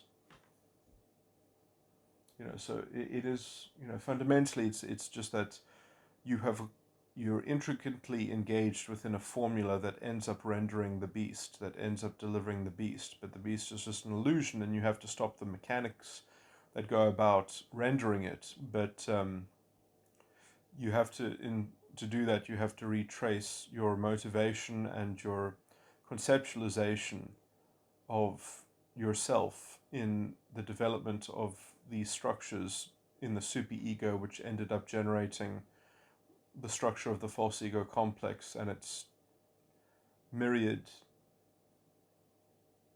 kind of sort of metaphysical contradictions which amounts to the superego, beast, dragon, and false prophet. Okay, anyway, I think I've gone through this enough, but yeah, so to try to combat the sacred contract directly, I think is incorrect. You have to understand metatype and understand metagram within that particular context of sacred contract before one can untie the sacred contract, I think, which is essentially because it was always just illusory. It was always just a deception. It was always a lie. But until you know sort of how the magic trick is performed, you can't sort of see through the deception, the self-deception, which it is fundamentally. But you have to understand that in order to properly take control of it and then generate a subconscious which has a proper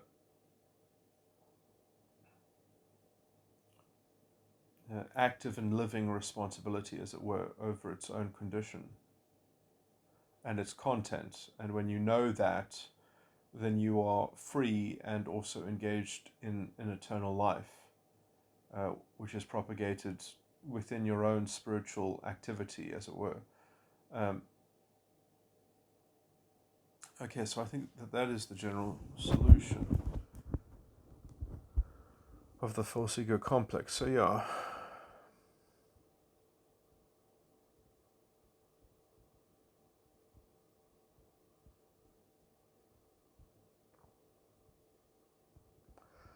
So yeah, and if you know which dimensions are corresponded to the dragon and the false prophet, then you can, I think you can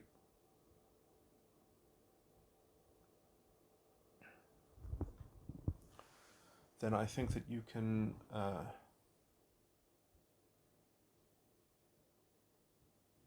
easily watch yourself slip up with these things.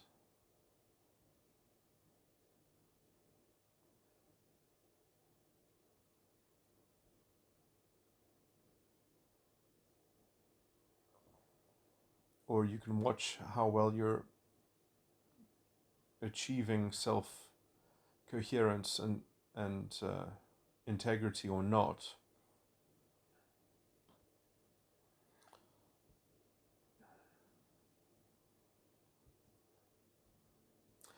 But yeah, it's more about the dragon and the false prophet than the beast, I think.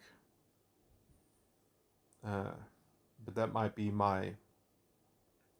because of my particular formation of the beast is centered there, and others might have different, because they have a different guna, they might have a different construction of, so sort of my beast might be incidental to the dragon and the false prophet, or it might be a general thing. So other people might have a different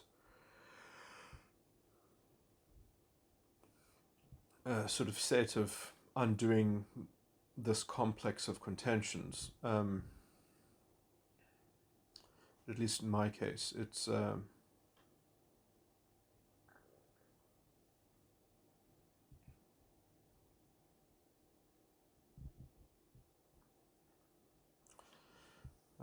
no, I mean, I think that this is probably a generalizable sort of thing. The thing is that you have to resolve between the dragon and the false prophet, and the dragon needs to be made into the lake of fire. The child function of the superego needs to control the false prophet itself, so that you are still using the child function of the superego, but you're using it in a restrictive way against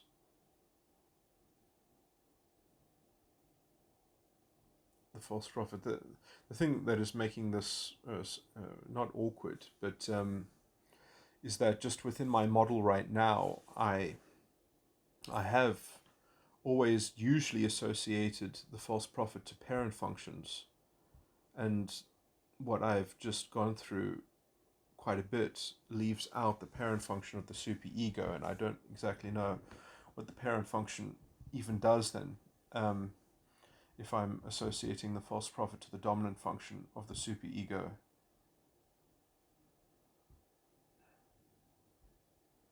what did the parent function of the superego ever do? I think it was perhaps potentially just completely dormant. I mean, it is the superego.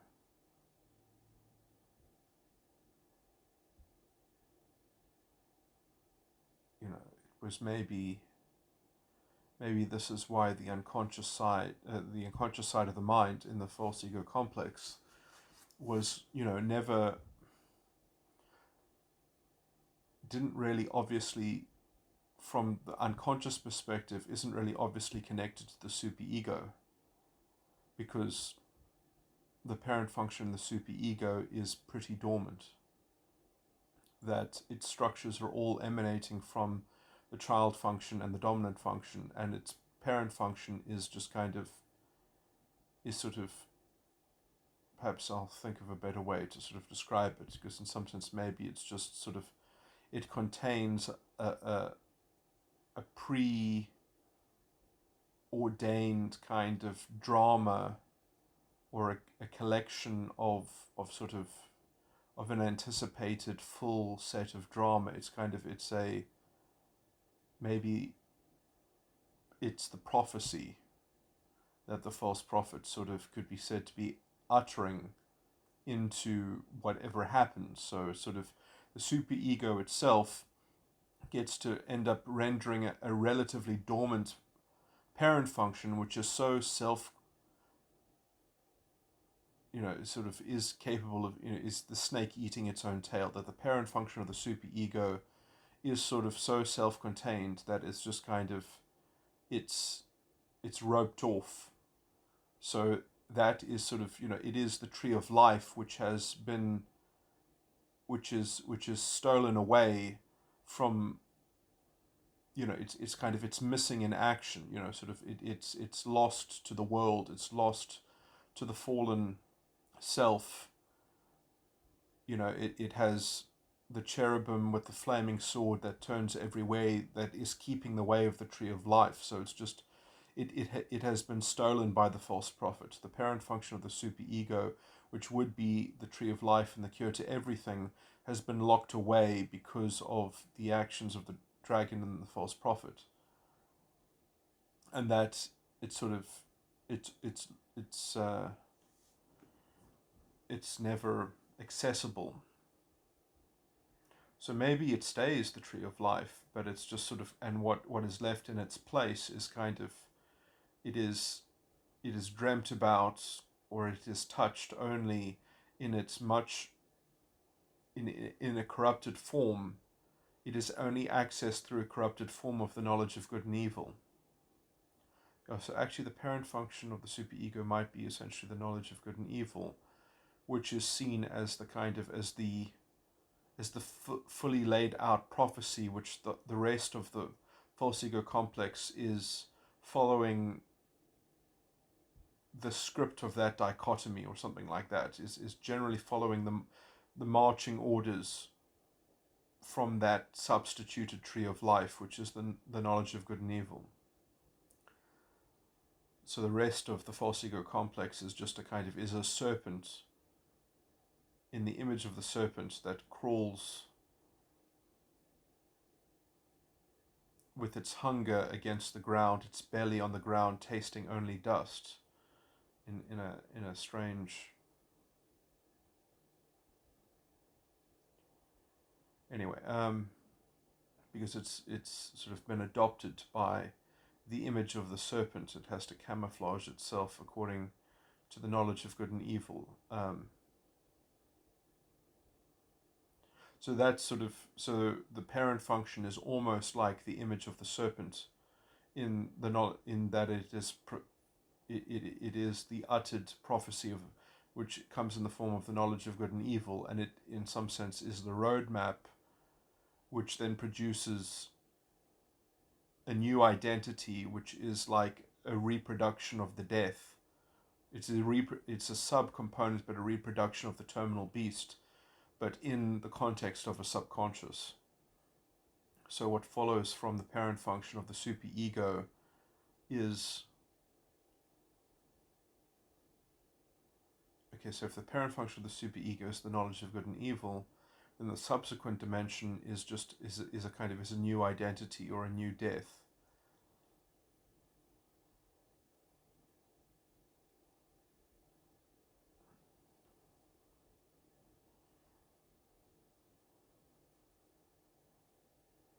Because the knowledge of good and evil is just sort of is the same thing as the sword that turns every way, the flaming sword that turns every way, that cannot be articulated. And so the subconscious inferior function, the subconscious death, which is the superego's inferior function, is just frozen in the sight of that sword, flaming sword that turns every way, that cannot be held and cannot be condensed into any meaningful sort of thing. It's freeze, it's turning the subconscious into a dead identity or into a solid, crystallized identity. Anyway, this is trying to work out a poetic, at least, reproduction of how the superego crosses over into generating or emerging a subconscious from this decision. And this is perhaps what is happening pre-lingually in very young children, is that this is how their subconscious is emerging from their superego, is that the superego, before it can anticipate the rest of the structures of the mind, has to kind of get itself into some de facto structure emerging out of something. You have to misstep at the start just so that you have some structure upon which that then can actually start to work on itself, hopefully. So, you really have to construct yourself out of what conception has lent to you from incarnation. So, we are destined to need to crucify ourselves in order to develop a proper understanding and be self-actualized and have a coherent understanding.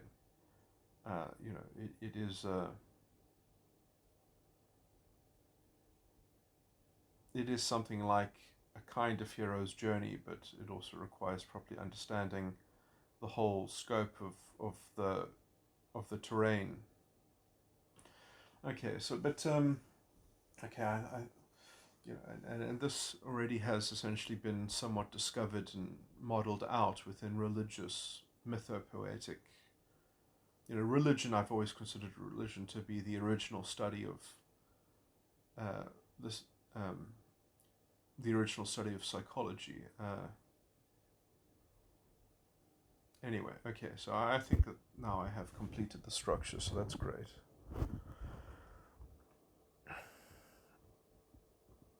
But yeah, that fundamentally it is the problem between the dragon and the false prophet. That is the thing that is causing, and therefore the corruption of the tree of life, as it were, which would be, because the parent function of the superego should be the source of the creative function,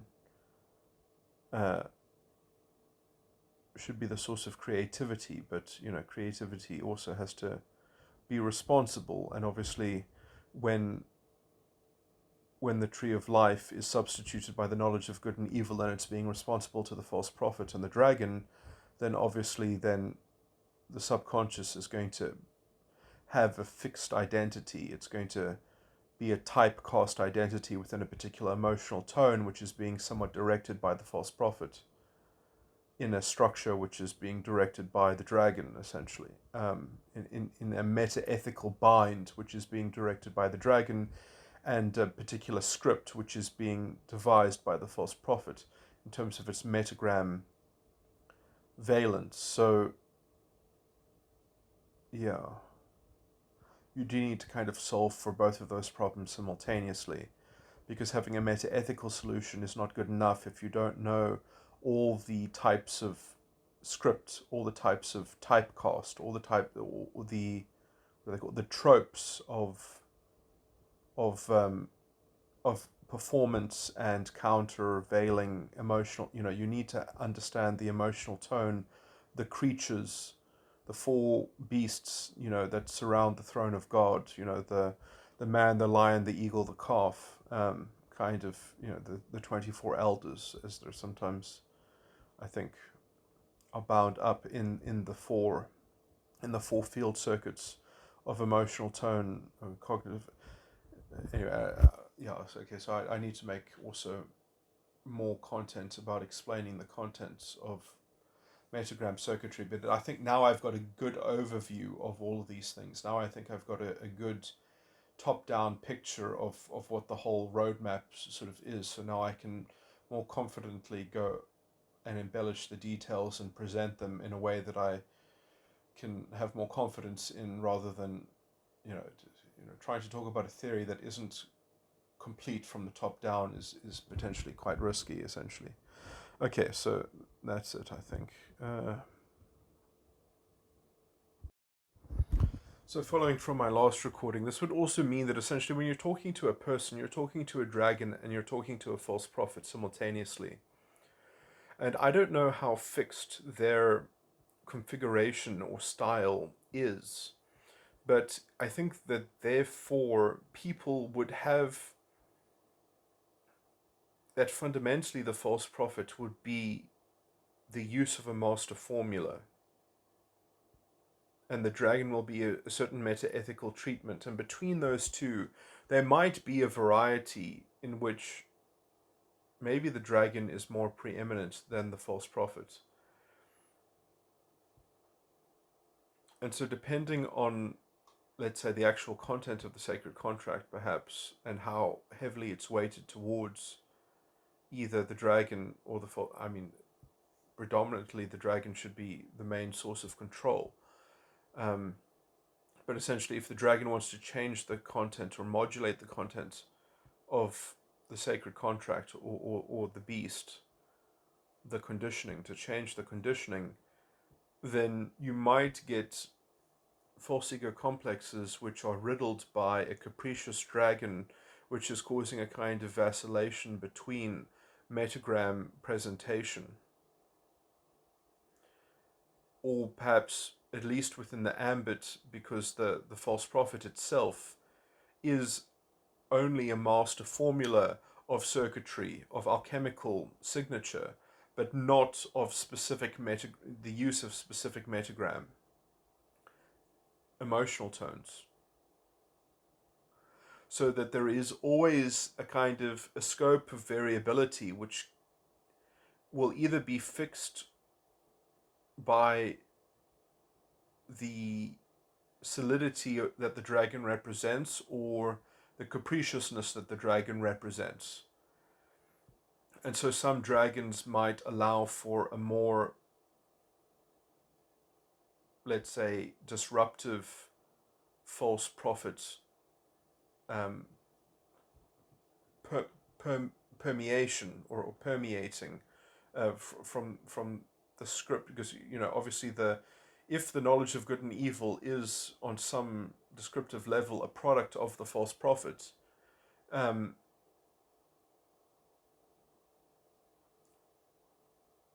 knowledge of good and evil might be potentially a slightly moving target depending on the structures that I was just going through. And therefore, if the false prophet has to adapt and change the knowledge of good and evil, or let's say re-render the knowledge of good and evil,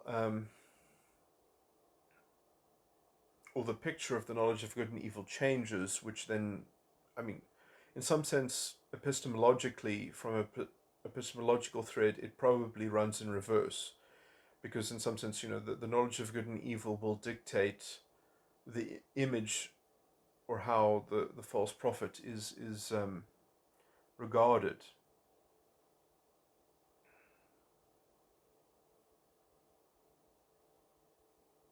or seen within the self or tracked within the self.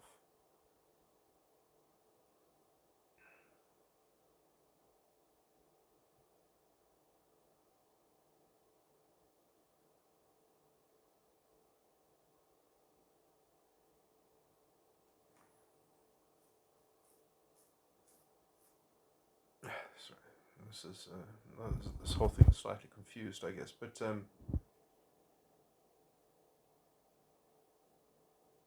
which one is preeminent?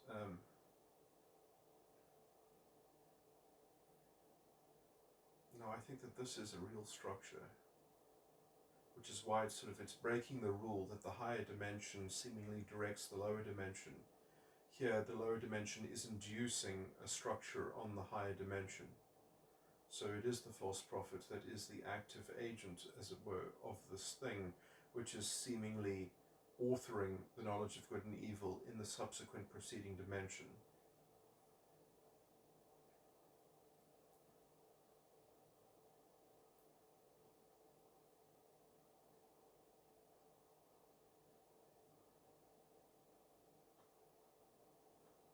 And so the superego parent function is essentially not creative, it's not agile, it's not directive.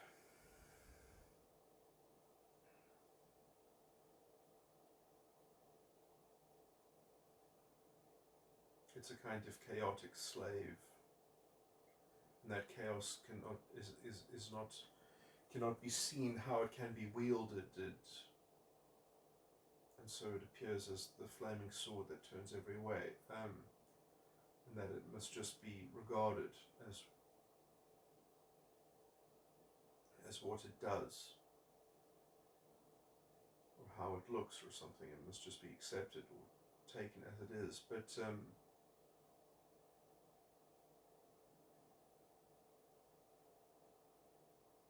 flaming sword that keeps the way of the tree of life. So,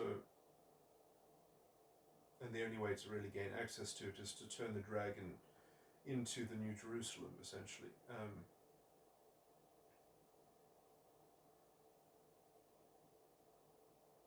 No, what I just said is incorrect. It's to turn the false prophet, is to substitute the false prophet for the New Jerusalem, and to turn the dragon into a lake of fire that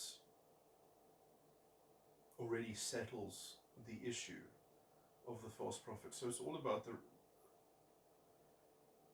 recalibrating the dragon and the false prophet to prevent the emergence of something like the structure of the false prophet in the dominant function, so that it can operate as a New Jerusalem. So the dragon itself must sort of be self-contained in preventing the structure of the false prophet, which, the product of the false prophet is the knowledge of good and evil. So I wonder if you can just say, well, the dragon should prevent the precipitation of the knowledge of good and evil. Or if that's too abstract to work, you have to somehow already combat exactly what it is that the false prophet is.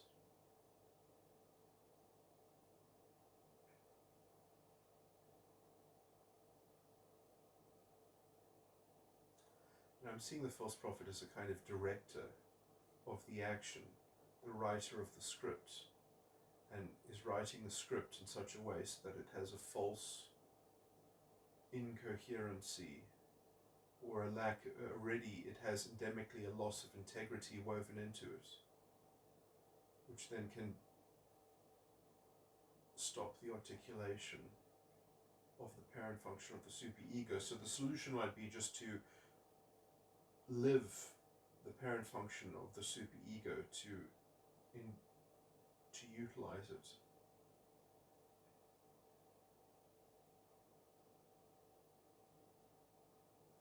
Which one could perhaps do behavioristically by just using emotional tones that correspond to that. Sort of break the typecasting of the false prophet behavioristically. But the real solution is to meta-ethically get the dragon to stop being a dragon by turning it into a lake of fire, by using, let's say, the might of a dragon, the control of a dragon against the very essence of the false prophet, and then it is a lake of fire.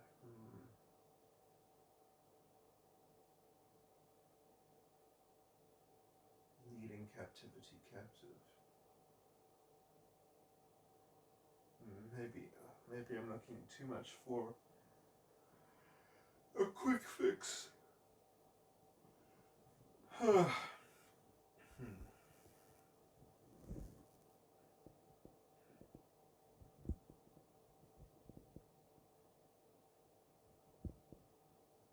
much perhaps of a simple solution.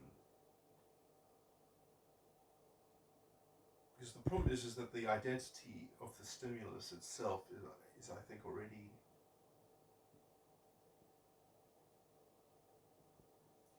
in fact I think that the knowledge of good and evil, if anything, is producing the unconscious identity, not the subconscious identity. So that this issue that I'm talking about now perhaps relates only to the primary counteroffer and not the stimulus. Or perhaps it's the false prophet relates to the unconscious identity and the primary counteroffer, and the dragon relates to the subconscious identity and the stimulus. And that is also how you can delineate or demarcate, and that's the distinction between the stimulus is predominantly involved with metaethics, and the unconscious is predominantly related to metagram structure, because there then emotional tones are being projected onto outside forces, and you are engaged in a menagerie of creatures which are surrounding you with these energies which are already detached from your internal resources. They are actually, they appear on the outside, they appear to be beasts. They present themselves to you as beasts in the context of the unconscious, and you have to know how to dance with them and transcend them, as it were, tame them, and see all the structure of their, so that is a kind of experiential sort of wisdom, but it's the dragon which is the meta-ethical issue, which has to be purely resolved internally, but you still need the experiential mastery of the unconscious, as it were, to overcome the false prophet. So there are two lines of,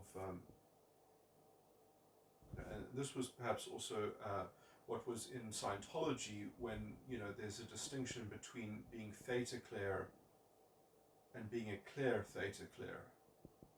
That the theta clear is meta-ethical to do with the dragon, and being a clear theta clear is being one who's capable of not getting swamped by counter efforts in the participatory realm, in terms of the charge that the entire bank represents in terms of the unconscious, something like that. Okay.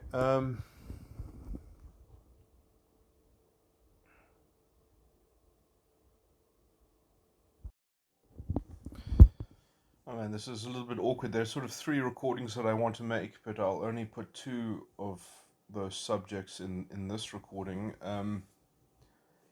Okay, so let me focus on psychology.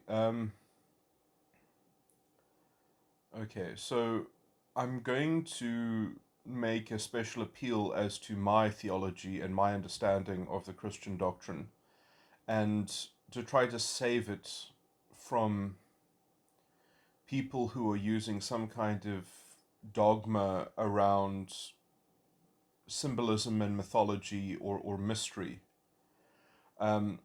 Obviously, there are some elements in the scripture which lend itself to this perversion of the doctrine of Christ, but it is an abrogation or a derogation from the North Star that is essentially Christ consciousness, that does invalidate vicarious redemption, and does firmly situate ourselves in the situation in which the work of salvation must be completed, that attains to the full stature of Christ, that doesn't reach towards it but actually attains it, which is very clear in Ephesians chapter 4, and I think is essentially also repeated in the definition of Antichrist, which one can only get the proper definition of Antichrist from the scripture in the King James translation, and not in other translations that have already had a wicked and wrong interpretation woven into the doctrine itself and polluting it by messing with the tense of things to make these things, to literally invert the definition of Antichrist. Anyway, which is found in 1 John chapter 4, I think around verse 3 or verse 4. Beloved, believe not every spirit, but try the spirits, whether they are of God, for many false prophets are gone out unto the world. Hereby ye know ye the spirit of truth and the spirit of error. All those who confesseth that Jesus Christ is come in the flesh is of God, and all those who confesseth not that Jesus Christ is come in the flesh is not of God. And here is that spirit of and here is that spirit of Antichrist, whereof ye have heard that it should come, and even now already is it in the world. So if you think that it should come, that if you think that Jesus Christ should come, when already even now is it in the world, you see, the thing that is here now is actually the question. So it's not phrased as a statement, it's phrased as a question, because it is an open door. It is at hand, which means it is just needed to be grasped. And you just need to knock, you just need to seek. But instead, you say it should come instead. If you say that it should come and you're not seeking because you think that it should come to you, essentially, then that is that spirit of Antichrist. If you're waiting for the second coming, that is that spirit of Antichrist, because you're not engaged in Ephesians chapter 4 with the gifts and the communion, doing the work of having a unified faith that attains to the full stature of Christ. Because Christ is the church. That is what we get from the covenant, from the from the Christ consciousness covenant, which is very clearly there. There's no vicarious redemption. Christ says, pick up your cross and follow me. In Corinthians it says, I die daily.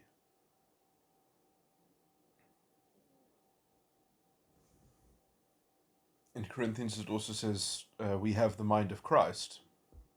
You know, these are the things that have to be achieved, and waiting around for the second coming or something like that. Anyway, now that's just from Scripture. That's just talking from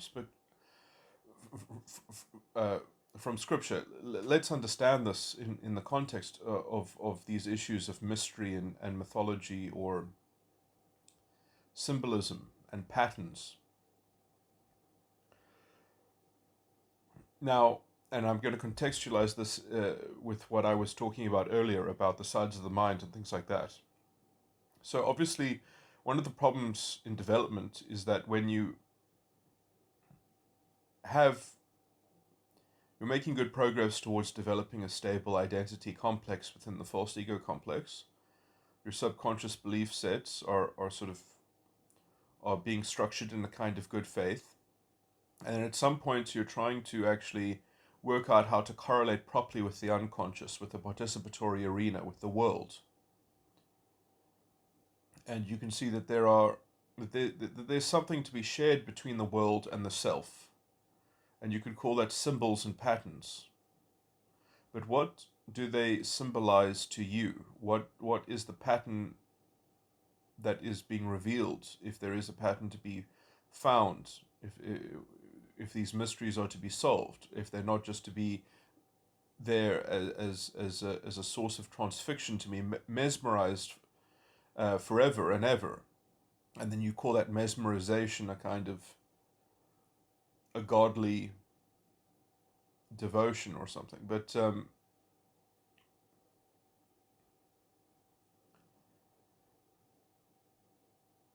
worship. my view is that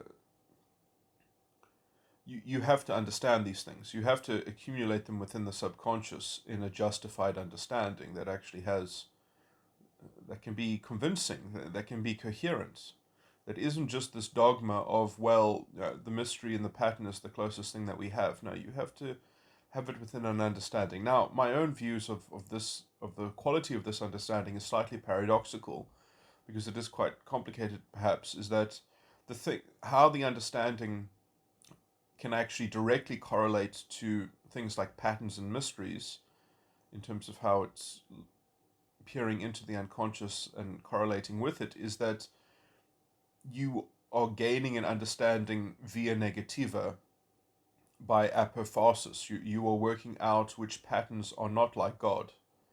And so you're accumulating that within your subconscious, so that you know, you are aware of darkness. Your eyes are open to being to confronting the and avoid being misled spiritually. But essentially, the only thing that can actually ground this, because look, there's one thing to engage in the unconscious with responsibility, which means that at some point you have to bootstrap. Perhaps you try to bootstrap your responsibility, and it's perhaps generally healthy to do so, especially when you're dealing in matters in which you don't have a full understanding yet. So you have to mysteriously bootstrap your own responsibility so that you can have your own boundaries within your subconscious. Now, I actually, in terms of the, and this is primarily why I'm making this recording, because I want to refine this. Responsibility in this point is not actually the foremost thing that is important here. You can suspend your own responsibility in terms of how you are interacting within the unconscious. It's dangerous to do so, but it's possible to do so if you suspend it with a view to returning to it and hopefully rebuilding it in a more coherent manner or something like that. So you can experiment by suspending your own responsibility in terms of your subconscious responsibility, your view of yourself in relation to the unconscious participatory avatar or domain, in which the subconscious is participating therein as a kind of social mask. So you can suspend your responsibility, but you must never suspend your commitment to integrity, to your subconscious integrity. The subconscious cannot relent its integrity. Now, in the Keegan stages of development, I think that, quite ironically, their view of Keegan stage 4 and Keegan stage 5 is that sort of you kind of get a meta integrity of the subconscious, in which you can kind of treat it like a foil and you can do whatever you want with it, and you just kind of egoistically align the pieces post hoc, and then you kind of make it straight afterwards. Anyway, what keeps everything structured within the Keegan stages of development is essentially the unconscious itself, that you are just conforming with the participatory domain. So you are accorded high status, you are treated well by other people, and essentially you are running off of an external locus of control. So your lack of integrity within the subconscious is supplemented by the ostensible integrity, which is symbolically represented by the unconscious. Now, this, I think, is the general formula of how agnostics or atheists even think often about science and the truth, is that sort of we can try to accord to scientism, but we can never know the true face of scientism, but we have to try to approximate to it because that's the best thing we have. So it's kind of like science becomes a God figure, just we can never know the face of God. And this is no different from most so-called Christian theology. Essentially has the same formula woven into it, that is just like a kind of stationary bike. You just keep on pedaling, but you never get anywhere. But pedaling is the participatory virtue. Now, I think that metaphysically, all of these things will have to create some explanatory dogma to get away with this. And all of this explanatory dogma is essentially a form of, perhaps you can call it kind of like a cerebral histrionic Tower of Babel. But it is a form of Tower of Babel, where you're starting the story, and that story does not begin with God. It does not begin with understanding God. It moves past that, and it just merely says, well, we just have to concord ourselves with some participatory alignment. Now, there's a thread of semi-truth in that, because let me talk about what God is in the actual context of the subconscious, but also that binds all of the sides of the mind within this view of God. Now, what is God? God is love. God is the spirit of truth. What does that mean for an incarnated, embodied spirit, such as man? Well, this, I think, is a necessary point of doctrine if you're going to get anywhere. But essentially, what that means in terms of development, in terms of your journey in life, it means that God is character. God is a true character, that if you embody that true character, you will be in alignment with the spirit of truth and love. So it is this hope of integrity. It is this hope that integrity is not only achievable, but that it must be in the it must be plotted in your course. It must be a component of your purpose, and then that purpose hopefully is also responsible enough to refine itself, to self-reflect, to humble itself into refining itself by apophatically cutting away that which does not accord with that central impetus and pillar through life and developmental edge. Okay, so delineating a knife that can cut itself, essentially, is what the mind must attain to be. Now, obviously, subconsciously trying to work out, well, what's the formula for a knife that can cut itself? That seems paradoxical. So let's just rely on mystery, and, well, you see how this becomes a dilemma, which ends up trying to shortchange itself by settling on a dogma, just so that you can align with other people and collect collateral support from other people from the unconscious participatory domain, and supplement the lack of understanding your own grounding and actually being grounded in yourself. Okay, so I've just spoken through, like, hopefully all the kind of philosophical quagmires that relate to these things, that end up usually people projecting God into the God of the world, into an external locus of control instead of within. And what is God within? God is character. And specifically to the subconscious, it is a commitment to the subconscious's integrity, to having a justified understanding. Now, I think that the Trinity itself is also very important, and I mean, predominantly why we need the Trinity is because each side of the mind has a different relationship to time itself. It has a different, almost philosophical it has a different emphasis and axiomatic kind of because how the false ego is fragmented.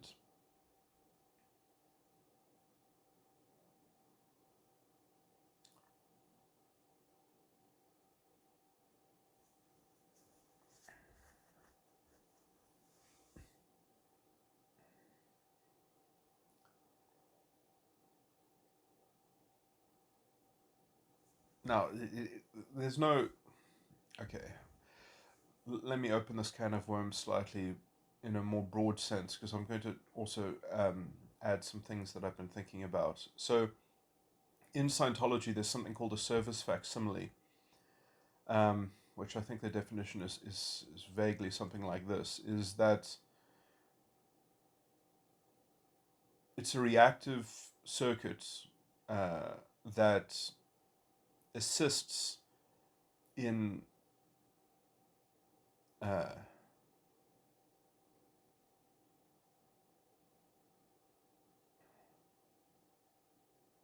gaining alignment with the basic engram, which you could call something like the formation in my speak, something like it's very close in the formation of the false ego complex. And I think that what the service facsimile relates to is what I've been calling the master alchemical formulas. And I think that this might be a door into reverse engineering, something that I've been needing to reverse engineer in my model for a while. But so what I think that it all has to do is it has to do with the child function of the superego, and that the child function of the superego is the dragon, and it controls everything, and it lords over the entire false ego complex. And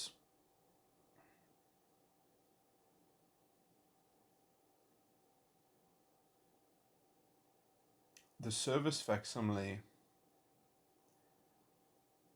is essentially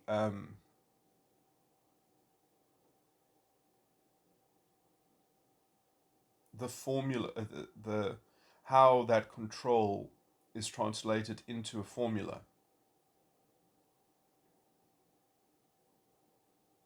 And that formula essentially comprises of alchemical elements. But then, essentially, I think that the master formulas,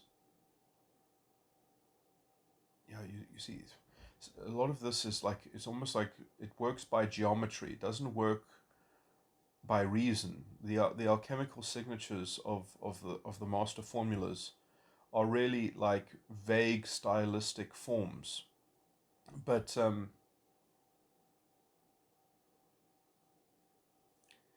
and they are situated with all the structures and all the identities of each side of the mind.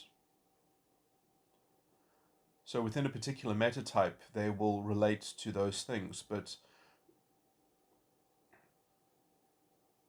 it's weird that certain metatypes only can articulate certain master formulas, which means that certain dragons, certain metatype dragons, are confined within a certain spectrum of alchemical master formula. And that must align with some geometric feature of metatype, but also that then, because the master formulas are themselves also different, that should lend itself to a particular, because how that master formula particularly implants itself in that dragon, and therefore in that metatype, will somehow render it one of the three gunas.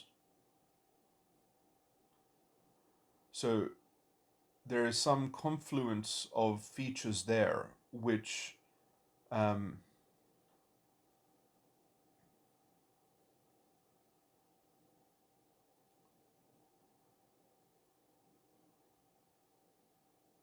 that might have something to do also with the pecking order. I mean, it might be as simple as, well,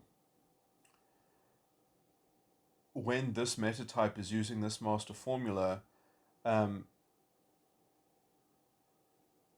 emotional tones are closer, some emotional tones that the alchemical signatures ambiguously refer to within some small ambiguity. Some are just better positioned within the metatype to correspond, to sort of be the slip and slide for metatype structures. Because if you can, this is a bit speculative, but if you can kind of imagine emotional tones as themselves being a kind of mnemonic vacuum tube, where you know, like how they used to send capsules across different, within a building or even between buildings, using like vacuum tubes, that the emotional tone is connecting to cognitive functions, within the structure, but there's always this ambiguity. So it's like a menagerie. It's got, well, the master formula says that you could use this emotional tone or that emotional tone, and and the master formula is actually being used predominantly by the dragon. It's only the false prophet, when rendering the knowledge of good and evil, that is in some sense creating a canon for a particularized, personalized lore that the subconscious is going to be primed by, that is going to sort of, in some sense it's not even the subconscious, although a little bit is maybe, but it is even more, the inferior function of the subconscious is going to be primed by the superego, which is the avatar of the unconscious. So the avatar of the unconscious, the identity of the unconscious participatory realm, is going to be primed by the knowledge of good and evil from the superego. So already the subconscious, when it wants to integrate with the unconscious, at some point is going to have to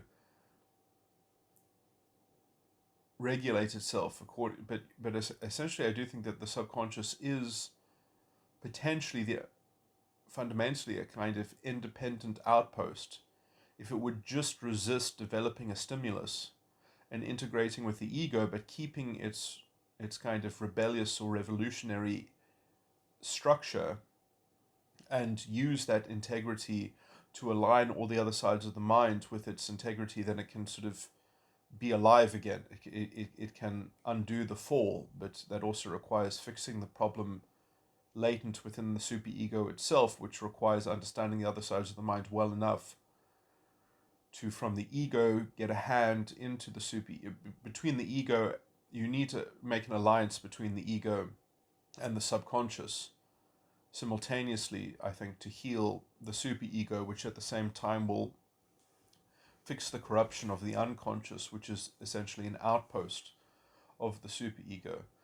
But anyway, so I mean, that will be sort of very sophisticated things happening simultaneously. But I think what we like about children in terms of their authenticity and honesty is essentially that when a subconscious is naive and still has a hope of integrity relative to an adult, that they are quite admirable.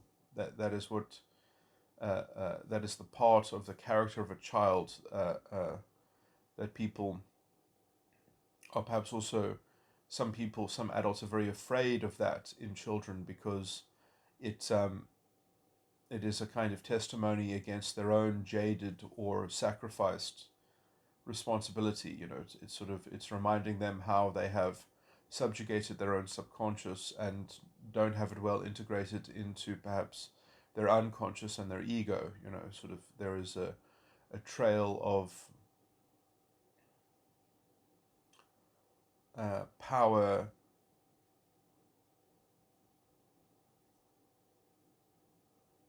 unfortunate sort of power plays that have left, because the unconscious really represents to us the entire bank of all unfinished residue and potential. You kind of have to take on the whole history of the unconsciousness when you are dealing in the unconsciousness, potentially, except if you rule it by kind of transmuting it into water, and dealing with it somewhat metaphorically within your own ambit of subconscious leverage and control, that you are only wanting to live within the relevancy that is grounded within your own justified understanding, and not in some abstract, beyond infinite regress of associative rationalization that depends on needing to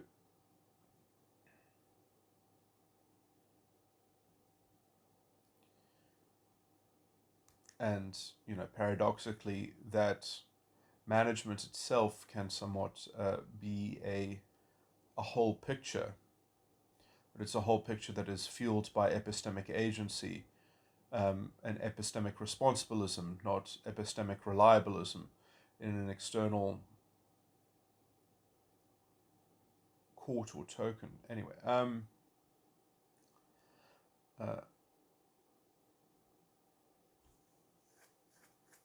where you are the judge.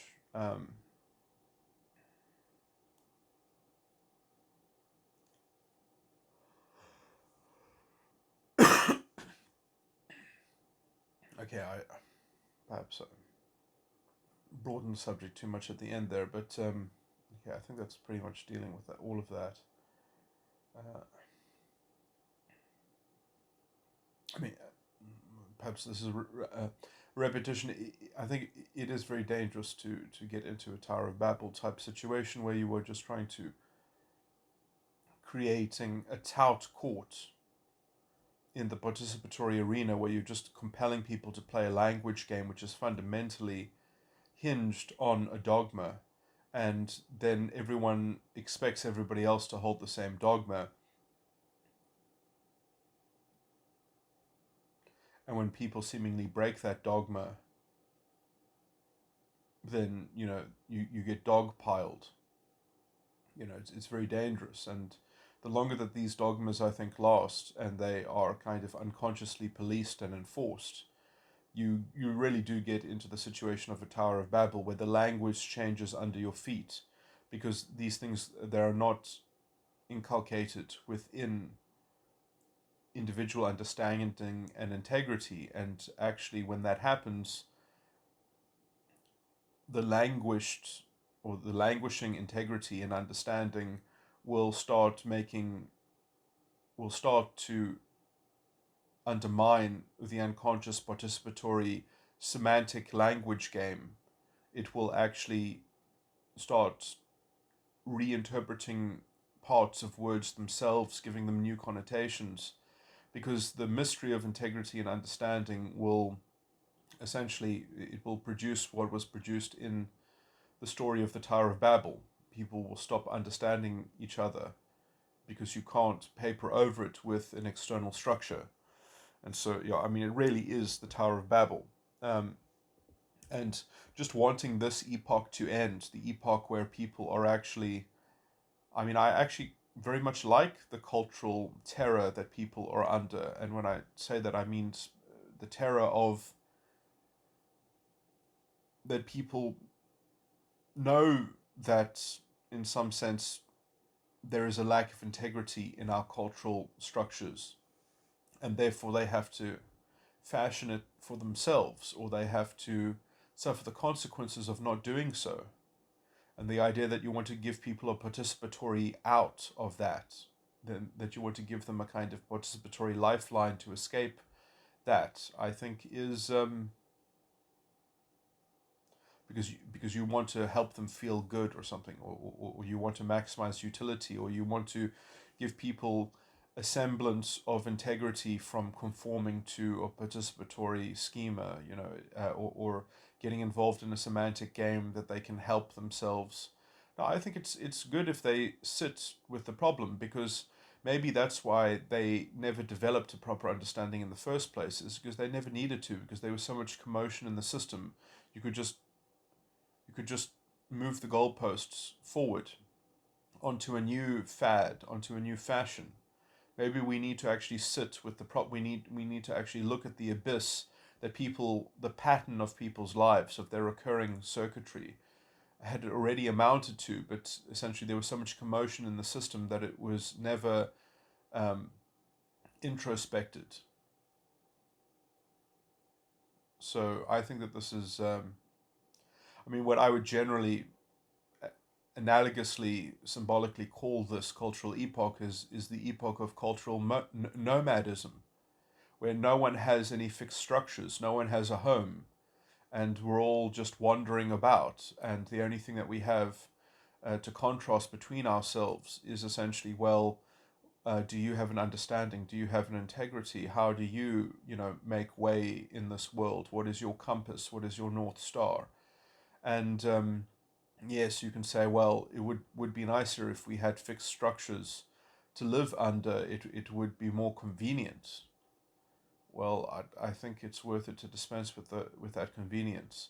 Obviously, the threat of further disintegration and people embracing chaos and nihilism is a threat, but that threat is part of the precipitation of a proper understanding, I would say, or at least an inclination towards even having an appreciation in one's mind for where the proper understanding, the form that the proper understanding would take, and where it would take hold inside the missing intent. Because it's not it's not that you have a God-sized hole in your heart. Um, that formulation, I think, is even part of the problem, because when you say God, people don't know what you mean. You might as well be saying the God of the world. I mean, this is why most people with integrity rejected so many churches and so many so-called Christians, is because the God that they proselytized was essentially another false authority. It was just a God of the world. It wasn't the God of the earth and the God of the heavens. Um, it was not the true God and the Spirit of truth.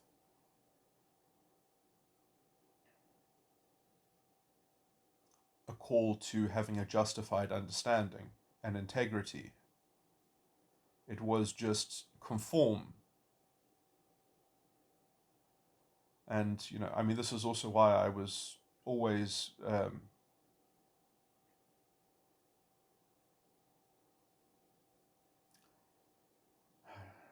shouldn't talk about these things, probably. It just it's beside the point. But I was always very friendly with Christopher Hitchens, who uh,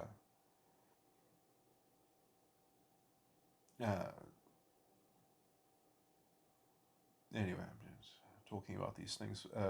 Doesn't just sounds like a crazy person, but I mean, I encouraged him to go after Christianity, and although he's a slightly paradoxical example, but I mean, I do think that uh, he deserves to be accorded that he was a believer, because he believed in the correct thing. He believed in integrity and a justified understanding, and he philosophically also was the most honest of the four horsemen, the most self-consistent and coherent. I mean, you can actually see that he nobly loses. Um, I mean, he does kind of parrot his arguments, but he does very clearly know that he's lost the argument against David. Uh, oh my word, why am I so bad with names? Oh my word. It's like a German town. His surname is like a German town. Oh my word. Um, the mathematician philosopher who lived in France. Oh my word. This is so embarrassing. Um, with the Jewish surname. And oh my word. He wrote the book Darwin's Delusion. He wrote the book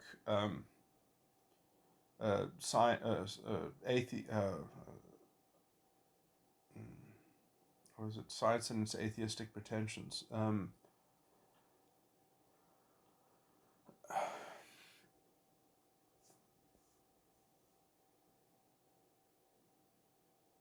Anyway, oh my word. Uh, that's annoying. But that was the only debate that Christopher Hitchens ever lost. Uh, he very clearly lost, and he lost. He was completely refuted. I mean, but Christopher Hitchens' thesis, The God Delusion, is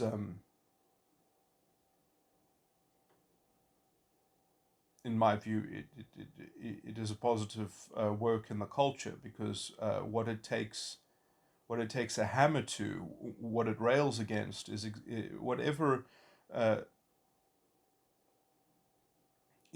that argument does pertain to so-called Christian theology, parts of so-called Christianity, and whatever parts it pertains to are parts that should fall.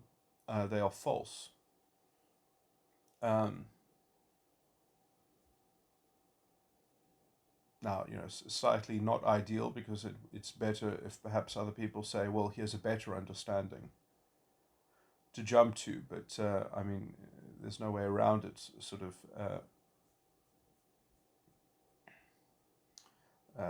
we really have a lack of inclination towards integrity and understanding, but and so-called Christianity has been a part of that corruption. But, if anything, this is just a perennial problem, because human beings do this to things. They do this to religion. They do this to, they make them homes for setting up soapboxes that, create a kind of corruption that allows them to perpetrate their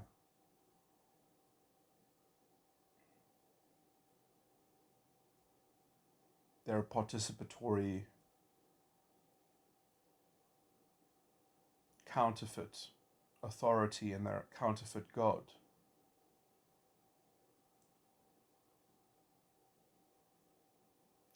And then it's connected with so many excuses,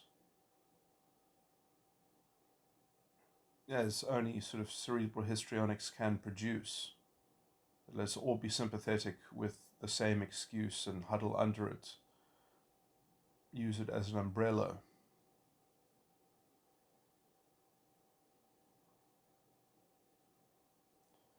And also protect ourselves from sight of the mysteries that invalidate our small cartel, our piece of cut out of the dominions, which is not properly being overcome, but just is just one of the legion.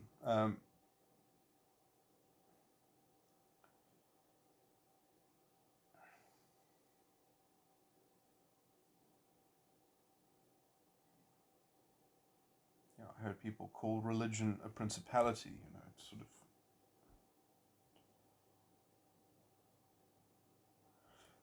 in my view, that's only false religion. Anyway, okay. Let me stop this recording. I think I've gone over it as much as I can.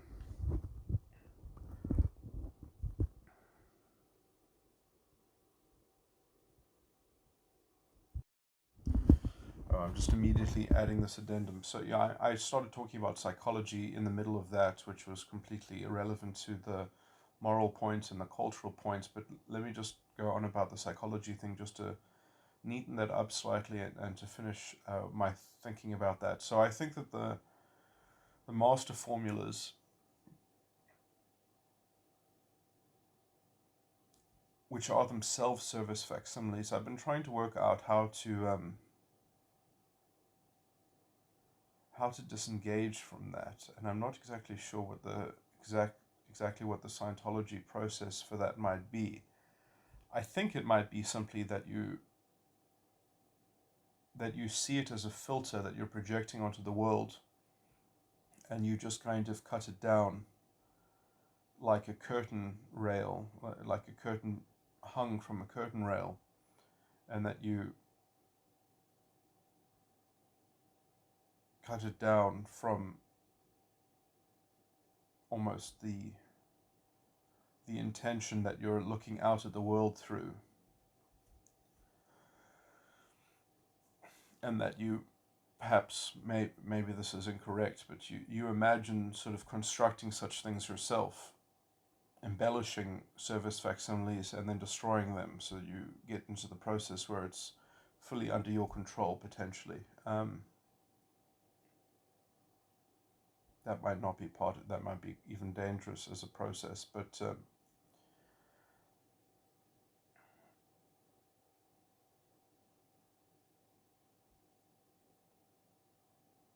just connecting that, I think that sort of you have to abstractly understand in the immediate how you are applying the service facsimile, but you also have to clean up the unconscious identity, the answer it's called,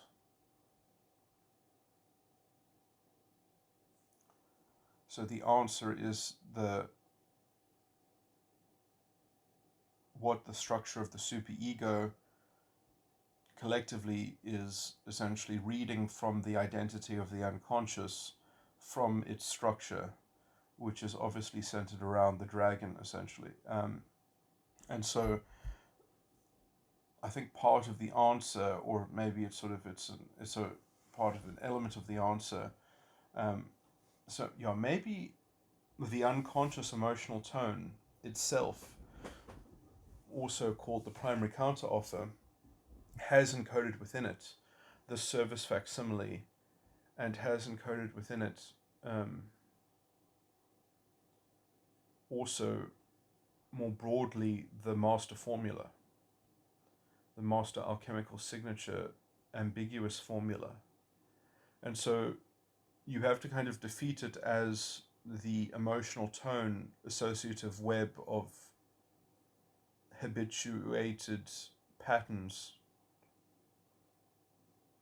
or you could call it sort of, perhaps that could be called restimulation. Essentially, that primary counteroffer emotional tone, the emotional tone itself in particular, is going to sort of be a bank of restimulation and associative content, aligned content that causes restimulation, but that it's also directly plugged into this ambiguous master formula.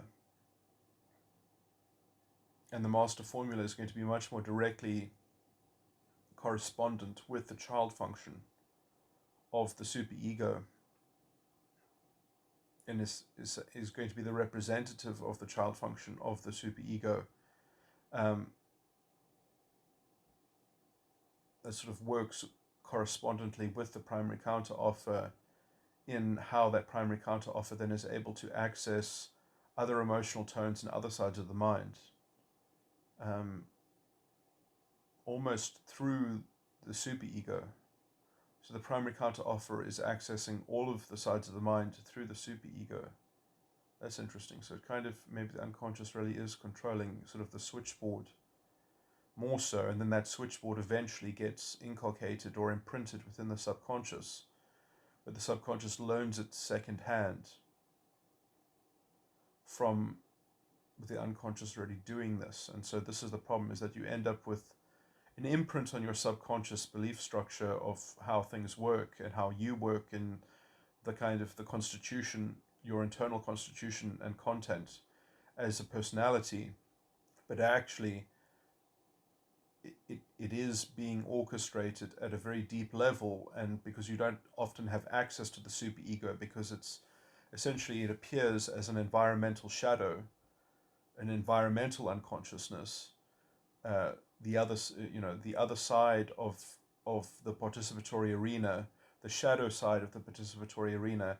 It is so abstract, or it's so distant from the subconscious that it's just regarded as sort of part of a kind of metaphysical conditioning.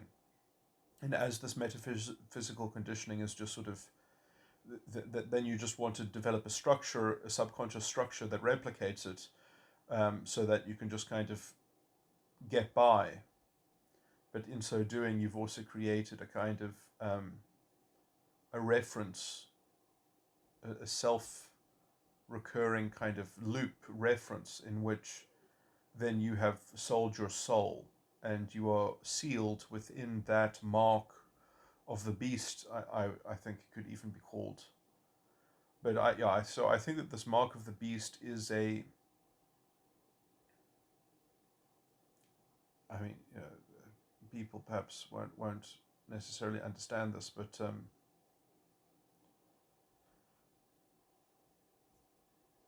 there are things in Revelations which are true, and they're true all over the place, and that doesn't mean that sort of how Revelation, the book of Revelation, explains these things. They're in a dream allegory, so you mustn't sort of necessarily worry about which side of the allegory that you fall into the ledger.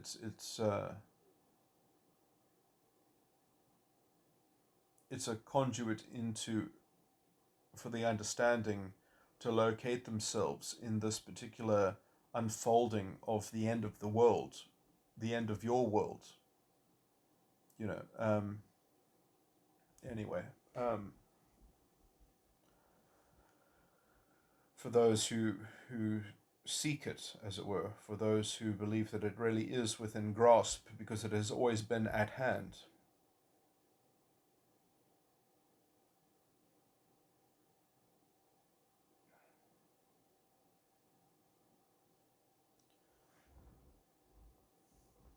If you just had the motivation to grasp it, and to actually do the work towards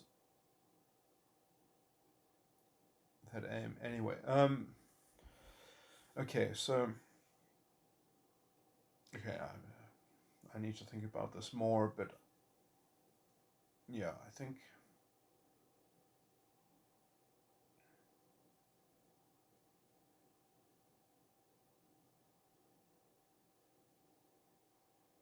the superego really has an asymmetrical and outsized relationship to the identity of the unconscious, because the identity of the superego is not connected up with the unconscious from the other side. And so, anyway, and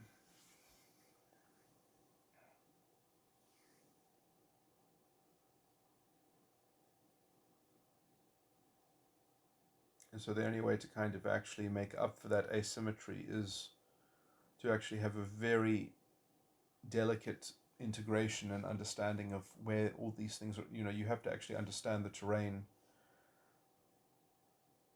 and really see what people are doing, and they really have to kind of meta-ethically commit to certain things. Otherwise you don't sort of traverse the terrain well enough that you can actually keep the torch alive, the torch symbolically of, sort of keeping the hope alive for integrity and the spirit of truth. Because, you always just want to perhaps take the easy out and just say, okay, well, God is something, and you define it as something that helps you get a shortcut to some kind of thing that you want to believe is the finish line, and it's easier to do that when you've collected other people around you that can endorse the same and provide a kind of collateral supplementary substitution of justification, or that if more people believe in the same external locus of control, then maybe that's good enough or something. Then you'll have a good excuse. Anyway, okay, let me.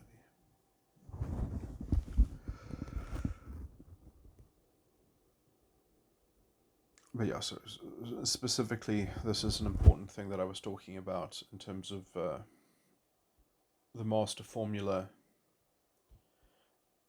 and the master formula's relationship to the primary counteroffer, the actual emotional tone in the primary counteroffer.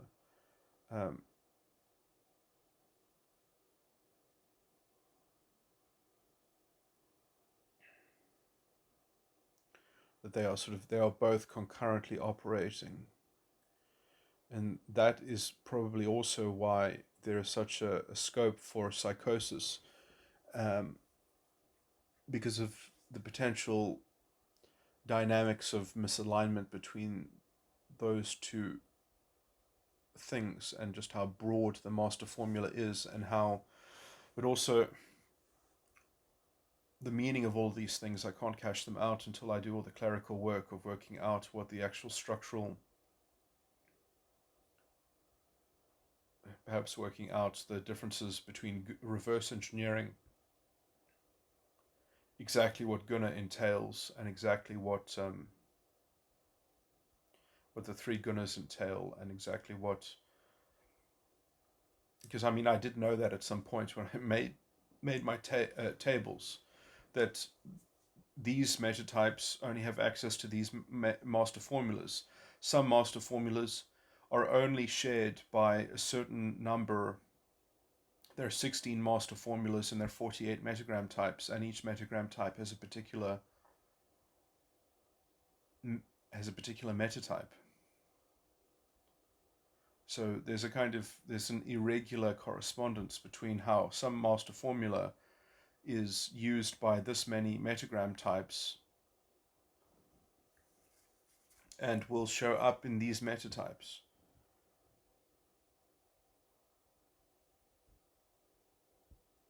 So there's some common thread there, but it's a multivariant kind of thing of things that are coming into a confluence. So, man, I don't know how I'm going to reverse engineer that. It's such a technical thing.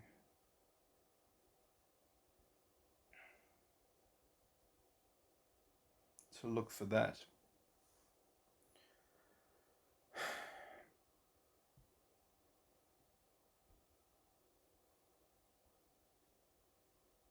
Anyway.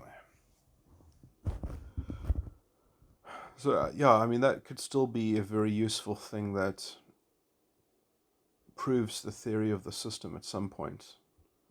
Because when that is, if hopefully that can be solved, then it'll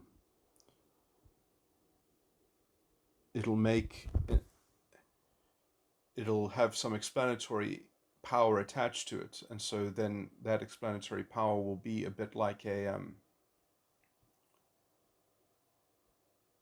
not really a falsification, but it'll be like, well, either it'll be relevant in some way and it'll have some impact on the theoretical structure. So either it can be argued that my whole system is just a kind of what do you call it? It's just a kind of crackpot interpretation that just keeps on changing as it moves along, or it can be argued it's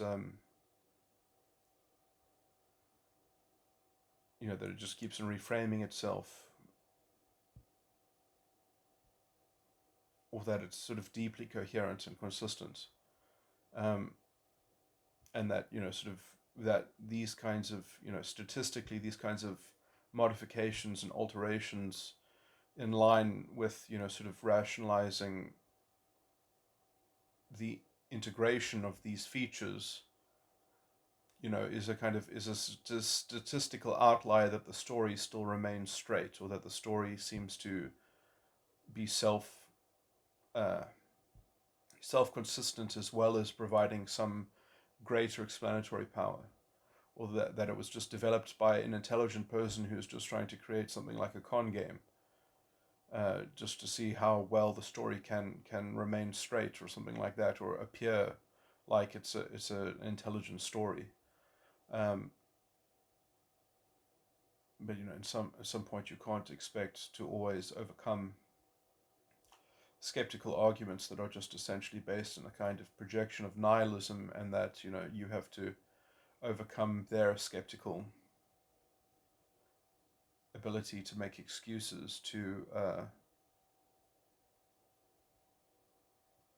be able to tarnish or be able to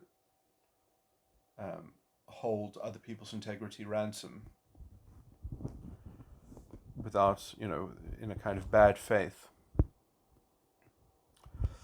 I mean, this is also what happens around dogma. This becomes normalized, where if anyone has any ulterior understanding, that is obviously, any understanding will be qualitatively incredibly different from dogma.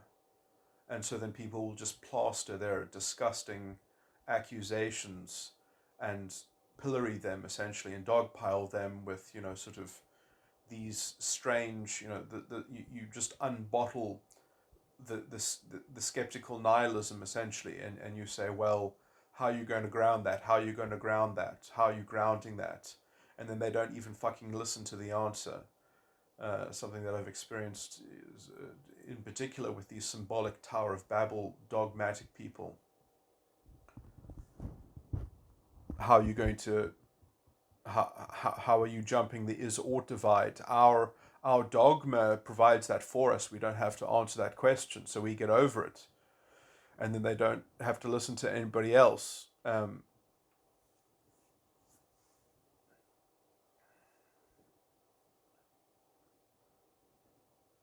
because in some sense, when you think that you're not jumping the is ought divide and you're just proceeding from dogma, then you actually allow yourself to do that just the same, just to not be on the hook for doing it. And then when you've got that infused in your disgusting metaphysics, or religious dogma, and then when somebody actually wants to understand religion, uh, or understand anything on a deep level, and have it be deeply coherent, then you can't listen to them because they're an anathema to your false structures that depend on a false authority. And you've only got excuses, and those excuses only work if other people can't actually develop coherence without them. So you end up sort of creating this addiction to your cultural dogma, which then also obscures and overlooks the deep issues of integrity and understanding, and that invalidates them or delegitimizes actually doing those things. You've created a cult which is the anathema to proper understanding. Very, very dangerous. Tower of Babel. It's the recreation of the Tower of Babel. Anyway, by a group of cerebral histrionics, I'll say as well. Okay, this is slightly speculative, so it's going to be slightly messy, but I think that these might be very important structures. So, and this will sort of refine some of the points that I was saying about the answer element of the primary counter offer, which is the connection between the structure of the superego and how it is reading the foundation or the identity of the unconscious, and therefore sort of priming it. And so one way of looking at it is that the unconscious is being primed by being observed from the superego. And because this connection between the unconscious and the superego doesn't get connected on the other side, it's an asymmetrical thing that has a very subtle effect on the entire false ego complex, which eventually comes back to sort of to typecast in some sense the subconscious experience. It ends up sort of poisoning or corrupting the subconscious context, as it were, and forces the subconscious to sort of doesn't necessarily enforce this, but in most ordinary cases, the subconscious therefore subverts itself and conforms with this structure. So this ends up sort of setting. Now, the structure of the answer is made up at least of two components that I can see right now, but perhaps even three. Certain further delineation is perhaps possible. So I've almost said that sort of there are three things being carried in the answer. The one is the alchemical master formula, which is preeminent, which is, I think, that comes from the dragon. So the alchemical master formula is, I think, archetypally best conceived of as a dragon, and this is how it functionally works.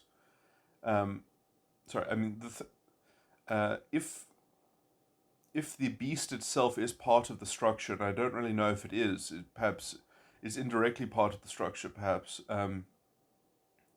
because the parent function is going to correspond with the beast, and also perhaps the dominant function indirectly, or all of the positive sides of the superego are going to indirectly be connected with the beast, and essentially that's just the idea that there is this there is a static dimension of psychological reality which is capable of being affected by the structure of the superego, and therefore the idea is that the thing that is reading the unconscious foundation or identity is the same thing that can unilaterally do what it wants with this dimension. So sort of the beast is the power keg, is the source of is the dynamo that fuels the energy that the structure of the superego. So it's sort of like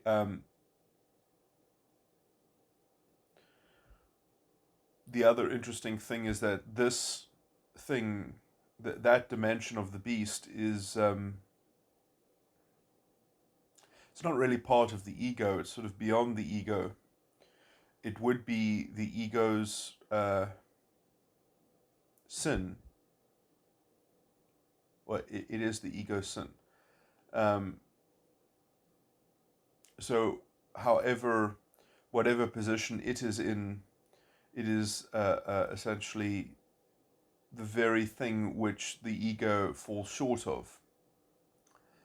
And so that is how sort of the symmetry of power is conserved within the whole complex, the whole false ego complex. Anyway, so I don't want to get... that's an interesting thing to integrate into this explanation, but let me just go back to the dragon. So, and the answer and the primary counter offer. So the dragon is the alchemical master formula. Now, alchemical master formulas will have somewhere represented within them. They'll all have their complexities or some peculiar uniqueness. But one thing that is certain about every alchemical formula is that each of the four alchemical elements will be represented somewhere in any master alchemical formula. But there will be a particular rhythm or a particular cadence and a particular placement of this, because each position is somewhat unique. The emergent response is cornered against the primary counteroffer, and the stimulus has sometimes a bit of a flare. And because alchemical formulas can ambiguously refer to at least two emotional tones, that means that because every alchemical element is covered, there will be essentially a master alchemical formula will find potential expression that will involve every field circuit. So it'll have a footprint. Every master alchemical formula will have some footprint in every field circuit. So that means that anything that happens will either almost directly within each field circuit or indirectly through just a go-between of another emotional tone will find itself. What I'm saying is that the alchemical formula is sort of plugged in to everything, potentially. And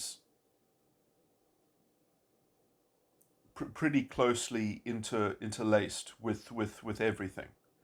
Now, obviously, people aren't just master alchemical formulas, they are particular metagram circuits.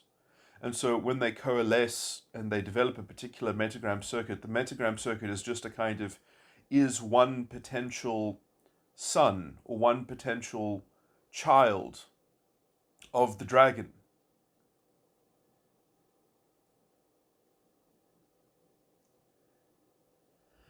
So the master alchemical formula has many,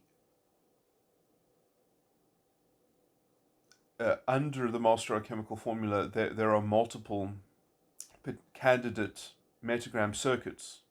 But those metagram circuits, although they might fall under the master alchemical formula, will already be typecast by the metatype, by the dimension that the dragon is inhabiting within a particular metatype. So the dimension that a particular dragon is inhabiting will mean that the other emotional tones of the other expressions are, but in some sense they are still in league with one another. That everyone who has the same master alchemical formula as their dragon, they can still rely on one another and they can still sort of feed into one another just on the level of the master alchemical formula. Now, this poses itself a bit of a problem, almost like a meta-ethical problem, but the dragon itself does not really worry about meta-ethical problems. In some sense, these problems occur later on, in not to do with the dragon, I think to do with the false prophet, because the false prophet can't make heads or tails of these symmetries or of these kinds of collaborations with other uh, um, people who are using the same master alchemical formula. So, you're going to have other people that are using the same master alchemical formula who are different metatypes. They are, you know, and they're using different emotional tones as well. So, according to metagram, they have a different logic in what they're doing, but according to the master alchemical formula, it's all the same. Now, so the master alchemical formula is very, very strange because it basically, I think it is taken to be the formula of determinism or the formula of fatalism. It is trusted in as the controlling force in reality, in experience in the world. And you can always believe that the dragon is in power because all you have to do is wait. It's just like a statistical game because you see, even if it looks like that the penny hasn't dropped, you just are waiting until it does. And you are looking at the world through the lens of the master alchemical formula as it holding the dragon, as it were. So, as it holding this feature or this property of acting like a dragon and anticipating this master alchemical formula. So, I think that the superego child function is essentially just a reservoir of this master alchemical formula, but then the dominant function of the superego is essentially has encoded within it at some point is developing structures of metagram of particular emotional tones and personal experience with those particular emotional tones that end up deciding essentially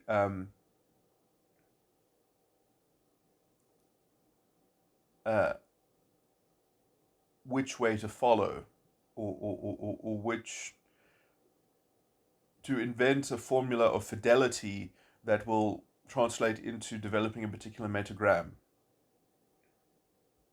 So there's a certain kind of knowledge base in the structure of the dominant function, which is essentially, that is, I think, what the false prophet is. And then that is all synthesized into the parent function of the superego, which is something like the knowledge of good and evil. And it is also that knowledge of good and evil combined with the beast, the structure of the beast in the superego, which develops essentially a fully coalesced or permeated permutation of you could call it an environmental shadow, um,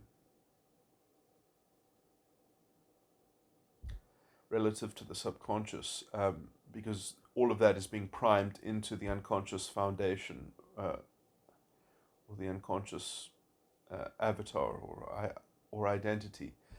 So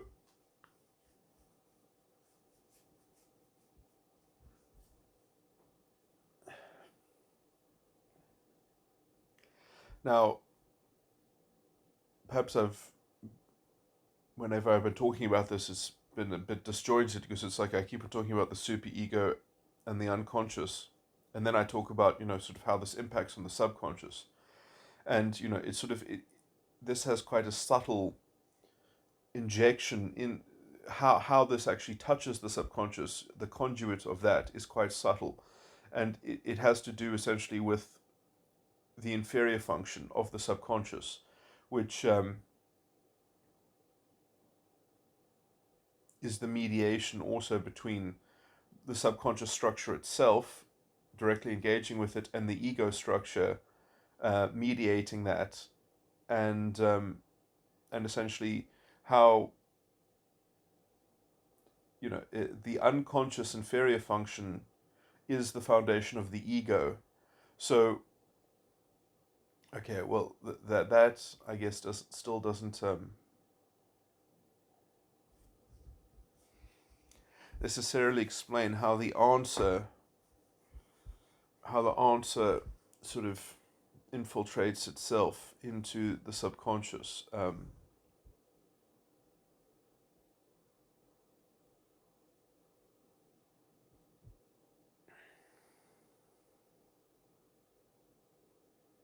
I guess it's just sort of that man,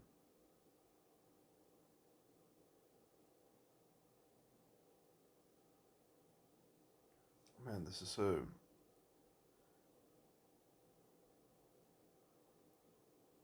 circumlocuitous, that on some level the answer and the devotion are at cross purposes with each other.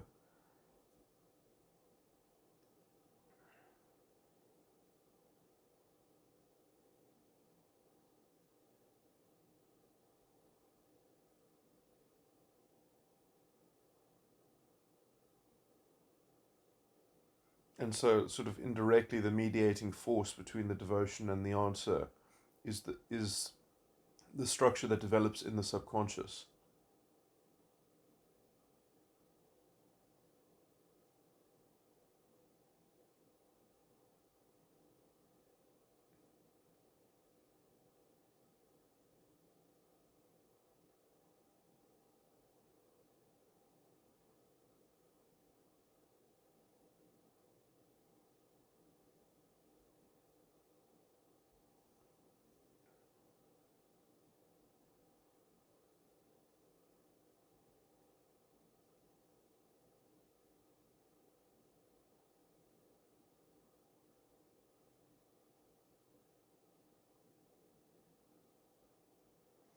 Something like the declaration and the prayer has to eventually almost drive itself towards some kind of symmetry. We're talking like this is. I'm not even sure if I follow this. The other obvious route is just to come up with a decent. You see, what I'm trying to do is work out a technical formula of essentially explaining how the superego's inferior function, how it's likely to precipitate, or what its content is.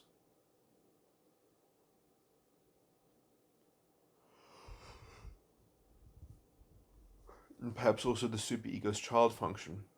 It's always been problematic because I've always considered the superego's inferior function and child function historically in my models to be very asymmetrical, because in some sense I've always considered the superego doesn't have a purpose for an inferior function or a sin. Therefore, it is quite safe and stable for the superego to use them as foils, to use them as gifts that it gives to the subconscious, whereas other sides of the mind are actually deeply troubled by their inferior functions and by their sins. The superego inferior function and sin is a self-constructed, manufactured fabrication, because it doesn't take it seriously, because it's sort of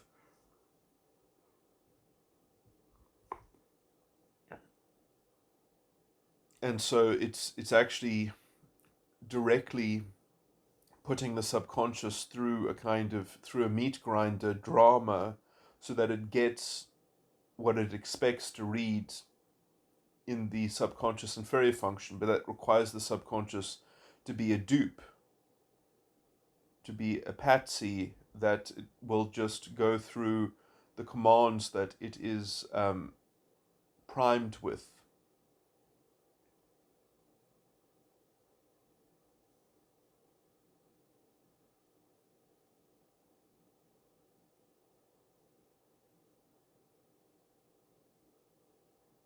And the ego is also reading the content of the subconscious inferior,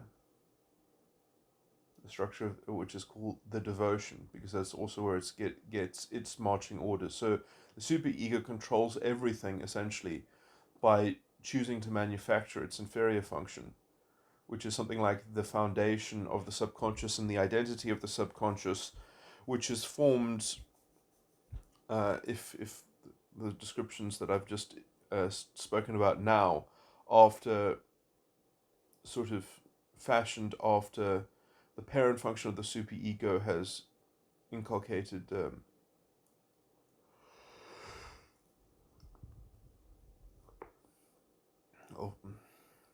sort of created the knowledge of good and evil that's operating from the parent function of the superego.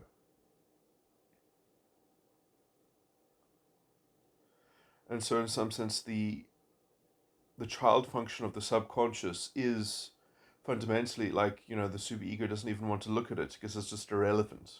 So that is how the superego treats its sin. So that's actually weird that, sort of that the superego almost is openly constructing its own inferior function in a very conscious way. This is probably what makes the superego so unconscious. Or so, sure, let me not mix up the language, let me just call it shadow. This is what makes the superego so cloaked in shadow and veiled, is because it is immediately producing the inferior function of itself, which is the foundation of the subconscious. And then paradoxically, it just doesn't care about its own sin. So it cares, usually each side of the mind cares intently about its inferior function because it's anathema and it's problematic and it's poisonous and it's tainted and it's toxic to that side of the mind. But the superego actually cares a great deal to priming and manufacturing and fabricating its own inferior function.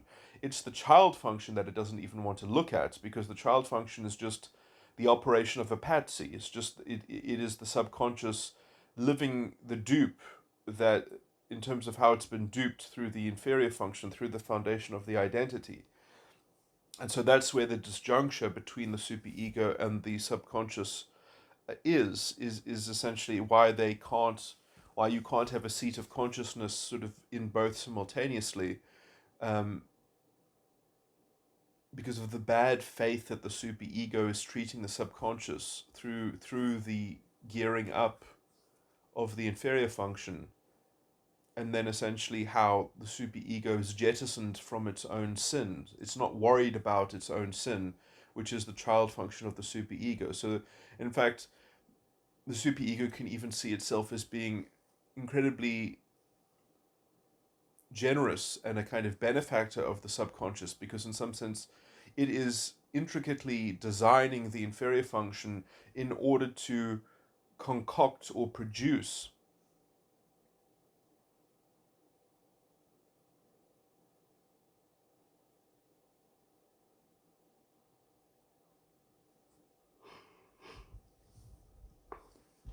a kind of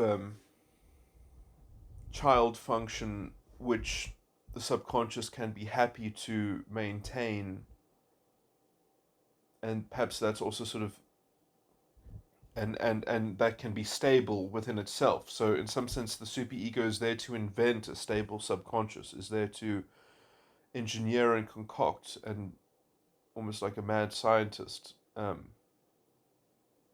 was trying to think of something else as a good analogy. So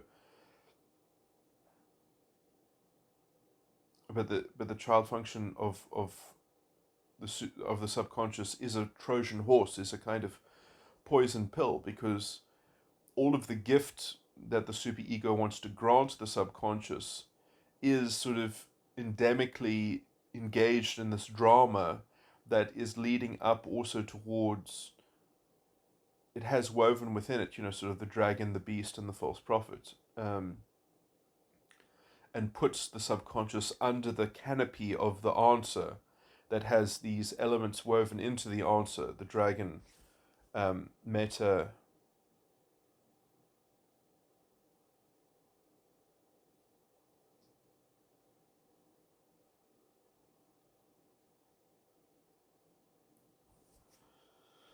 the dragon,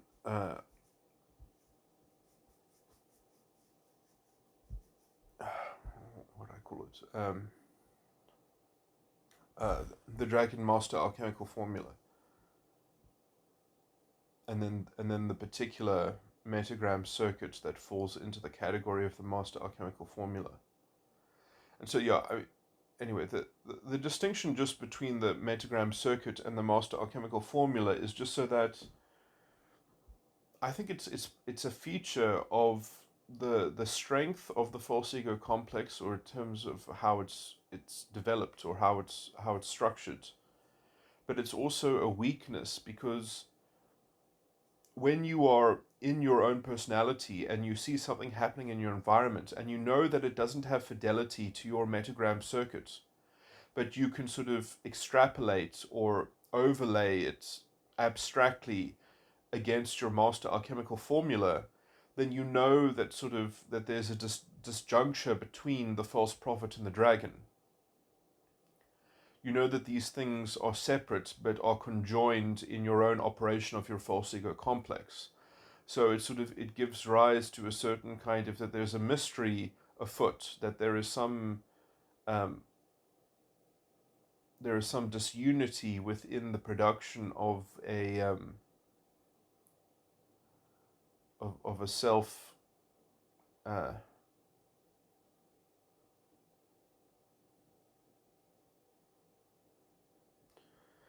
self-producing, self-recurring circuits, or set of properties and structures that are, so I mean, it is actually strange just how hodgepodge the personality is in terms of these separable layers of things that are being corralled together in order to produce, you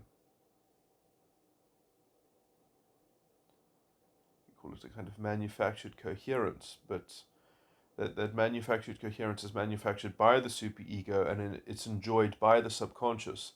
And you really have to uproot it all and understand it all somewhat simultaneously, I think, in order to, well, this still begs the question as to what the actual resolution of it is. Because, you need to attain towards a higher integrity in terms of the subconscious, is what I would argue, that you don't sort of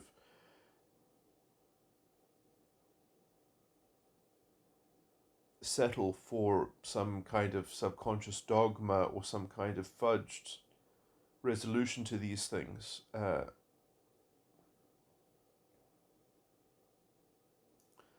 that you replace the superego with a higher meta ethic, uh,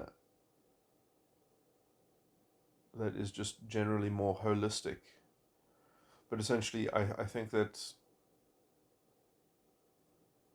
one way is just essentially, I think it's very interesting that people, even within their false ego complex, they can notice that, like, well, the logic of something, let me just use that word generically, like if you are involved in karmic drama, if you're involved with emotional tones, you can see how people can take an easy way out, and they can say, oh yes, well, this conforms to my master alchemical formula, so I can withstand anything because I know that the dragon is in control, and then I'm just one of the progeny, one of the children of that dragon, and therefore I will find a place for my to be led by my false prophet somewhere in the structure of my experiences and these. So you can say that, or you can say, well, actually no, if I'm actually serious about integrity, I don't care about the integrity of the dragon. I care about the lack of integrity in the false prophet. And let me at least follow that line of development and that line of inquiry and investigation, and say, okay, well, if this false prophet doesn't have integrity, well, then, let me diagnose what's wrong with this false prophet. Let me look underneath all the stones that brings up, and then let me work out how to eventually uh, extricate myself from the involvement in the false prophet. Um, so you can sort of already find a wedge of disunity in the structure of the false ego complex between the false prophet and the dragon, between the master alchemical formula and the particular metagram circuit. And so what this means, because I was just talking sort of from that very high level of abstraction into experiences, that means that you don't just go with the flow when the master alchemical formula seemingly gives you an opportunity to get what you want or to create a space for you. You actually discern the difference between, well, it's not just, sort of, it actually all has to do with the phrase, have your cake and eat it. Uh, how does that idiom go? No, you actually really have to try to have your cake and eat it, but you have to try so earnestly, not sloppily, in which, because essentially what people are doing is they are taking the master alchemical formula in substitute for the fidelity with their own metagram circuit, and therefore they can be appeased or satisfied with their own metagram circuit, and they don't ask questions when the master alchemical formula is appeased, but not their particular metagram circuit. So it's sort of, you know, sort of the difference between why and how, that you can know how everything works, but not why it works. You really need to sort of strive for both, as it were, for the integration of both, rather is a better way of putting it. But and in some sense, when you are taking the metagram master formula as a why, and you were saying that the dragon is providing that, then you are just sort of infernally lost in this delusion in which the subconscious will always just kind of be a kind of in some abstract sense a child of the dragon.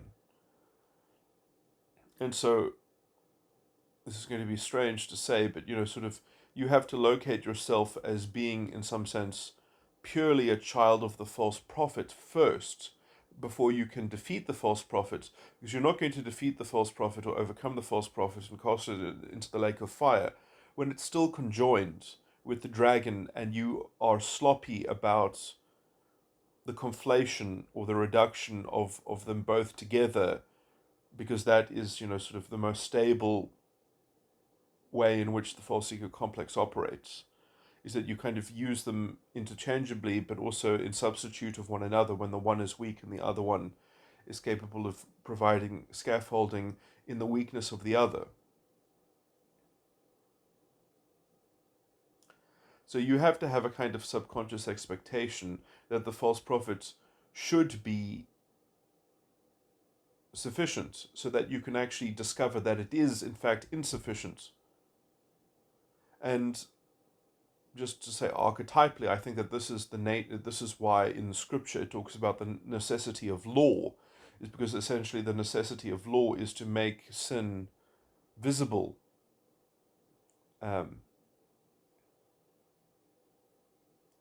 to make the lack of integrity a sore feature, because otherwise you can just kind of get into a stable wickedness, which I've also sort of thematically said in other recordings, sort of can also be potentially facilitated by, let's say, things like polytheism, having a fragmented view of what character or integrity is fundamentally based in.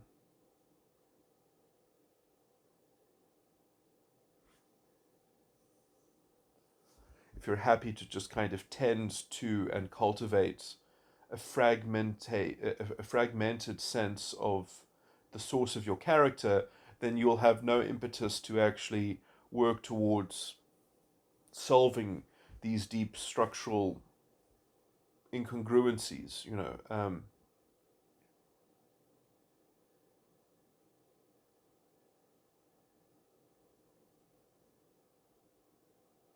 So placing the onus of sufficiency on the false prophet is important to actually eventually unveiling the false prophet in the substance of its insufficiency and falseness. But again, all of these things are, it's quite abstract, because in some sense all of these things are already plaguing the subconscious in a secondary kind of symptomatic infection. And so, it's important to sort of measure the abstract model of these things while also looking at the condition of the subconscious. And essentially, the child function of the subconscious is a poison pill, is a Trojan horse sent to you by the false prophet, but also potentially the dragon. And if it's sent to you by the dragon and the false prophet, then you probably will never be able to sort through that poison. You'll never be able to extricate the poison, to dismantle the Trojan horse element of the subconscious child function, which again is being primed by the foundation of the subconscious, which is the inferior function of the superego, which has been designed to do all of these things, perhaps. And so that is perhaps that needs to be cleaned up by diagnosing the unclean spirits of the beast and the dragon and the false prophet.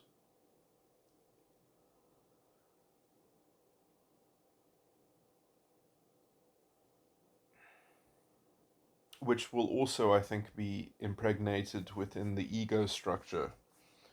So there's a kind of, or there'll be a corresponding model of these things within the devotion, which is the ego structure looking at the subconscious identity or the subconscious foundation, which is the superego's inferior function. So, this Trojan horse. So you have to clean, well, I don't think you have to clean up the ego too much, because the ego will naturally just have a view of these things. But I mean, I guess maybe at some point, maybe I'm past that point myself, where, my ego, I think, is capable of disabusing itself and sort of deconstructing itself on the fly. And so that, to me, the devotion happens naturally, but that might also have to do with my guna, perhaps. The devotion is quite high up in the stack, perhaps. But what I'm saying is that the thing that needs to be diagnosed or uncovered is this almost secret devotion, in terms of that there are two devotions. There is the devotion of how the ego structure is viewing the inferior function of the subconscious, and then there is the secret devotion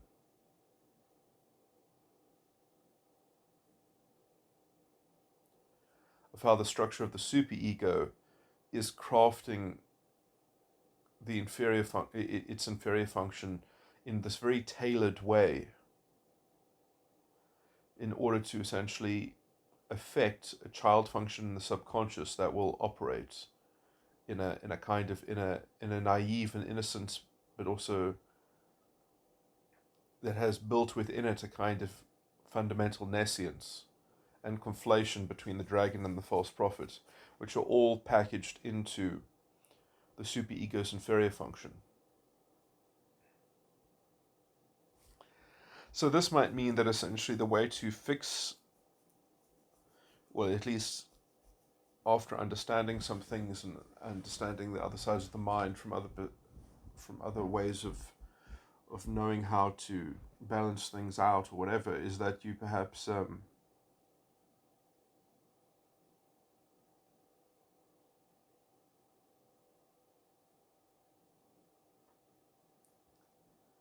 is what you do is you do something with the child function.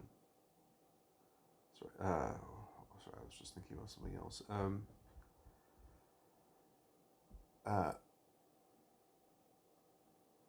What was I just talking about?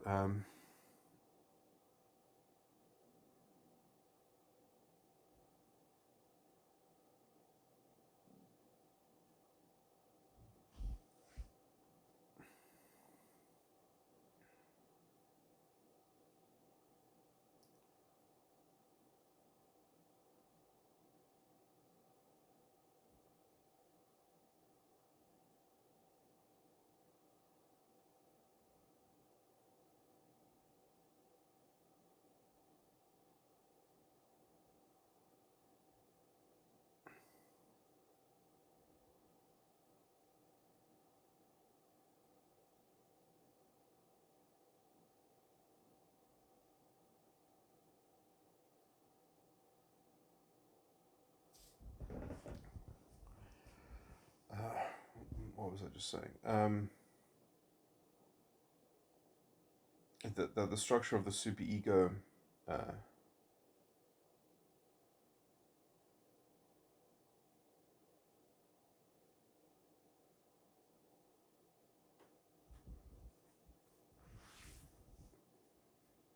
has got a covert or a secret devotion in terms of it, that it is designing its own inferior function, so that it will in some sense also diffuse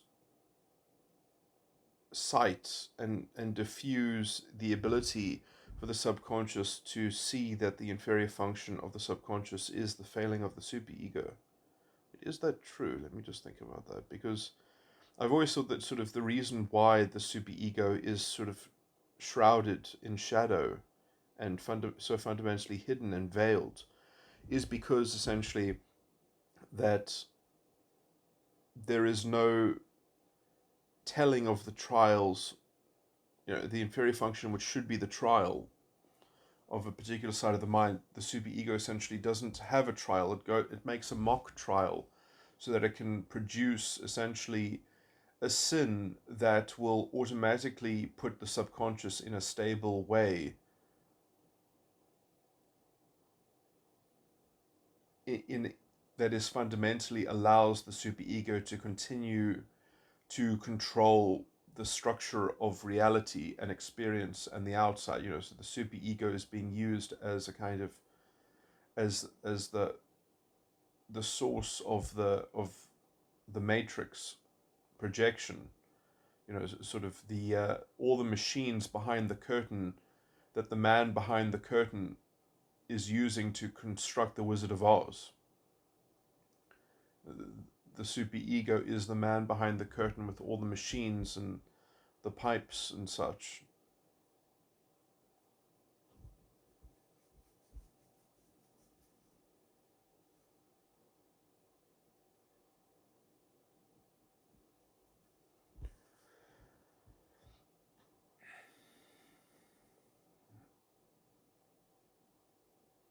But, oh yeah, so the question is there something about the inferior function that actually does open the door to viewing the weaknesses of the structure of the superego?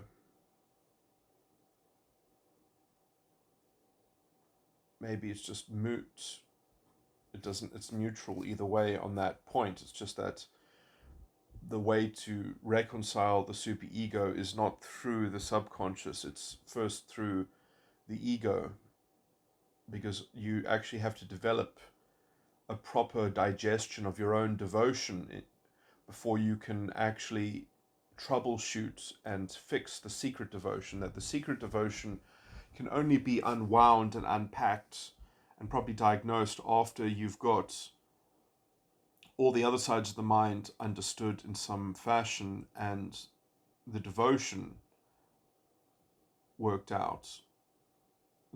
All the mechanics around the devotion and kind of meta ethics around each element of how each side of the mind is networked with the other sides of the mind, and so that when you understand the nature of all those conduits, perhaps towards the in view or in the project of leading towards integration and self-actualization, that with that in view,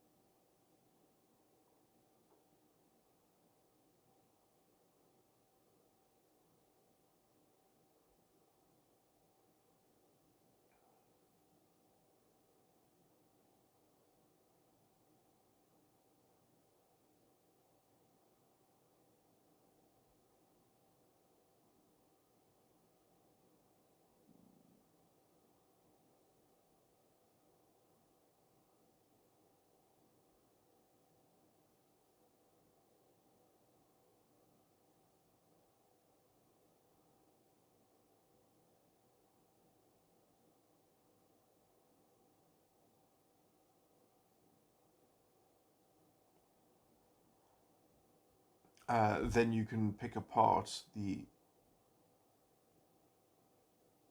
mechanism of the secret devotion, and then you can properly jailbreak the subconscious and make it like properly independent, rather than just kind of the faux independence that was granted to it by the superego's best effort to create a stable subconscious core that sort of had this Trojan horse woven into it in terms of the emergent child function that was likely to happen on the other side of the secret devotion that constructed the inferior function. So yeah, maybe just deconstruction of the superego's inferior function, or the foundation of the subconscious. That is perhaps where everything is laden. That is where sort of the ground zero is in terms of the full integration and end game sort of thing. But that you have to kind of reposition everything around that new pivot, around or around that new anchor, around that new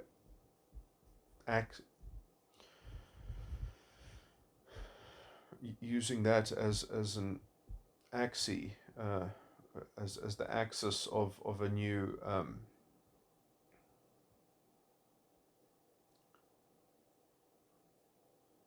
living entity that overcomes the death of the beast, or the the terminal beast. So I wonder if that can actually inherit the insight that was generated in the ego's inferior function from the work of the crucifixion, if that is where it finally comes to emerge and to undo the death, which will at the same time then unlock or fully defeat the beast, the terminal beast, and therefore also finally bring to an end and erase the sacred contract.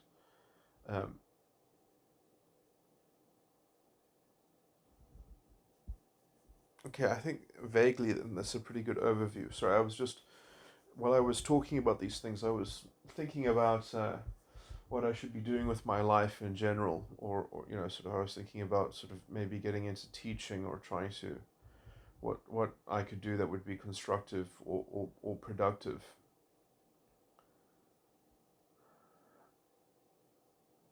So, as this project has run its course, and as I've devoted so much of my life to it, and I have very, very little prospects, as it were, but outside of this,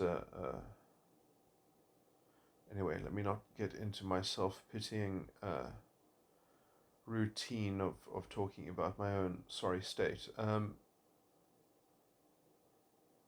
guess I was just trying to develop an idea of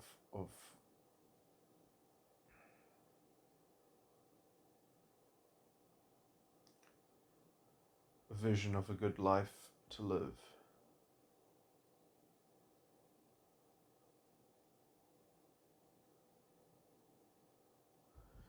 Anyway, okay.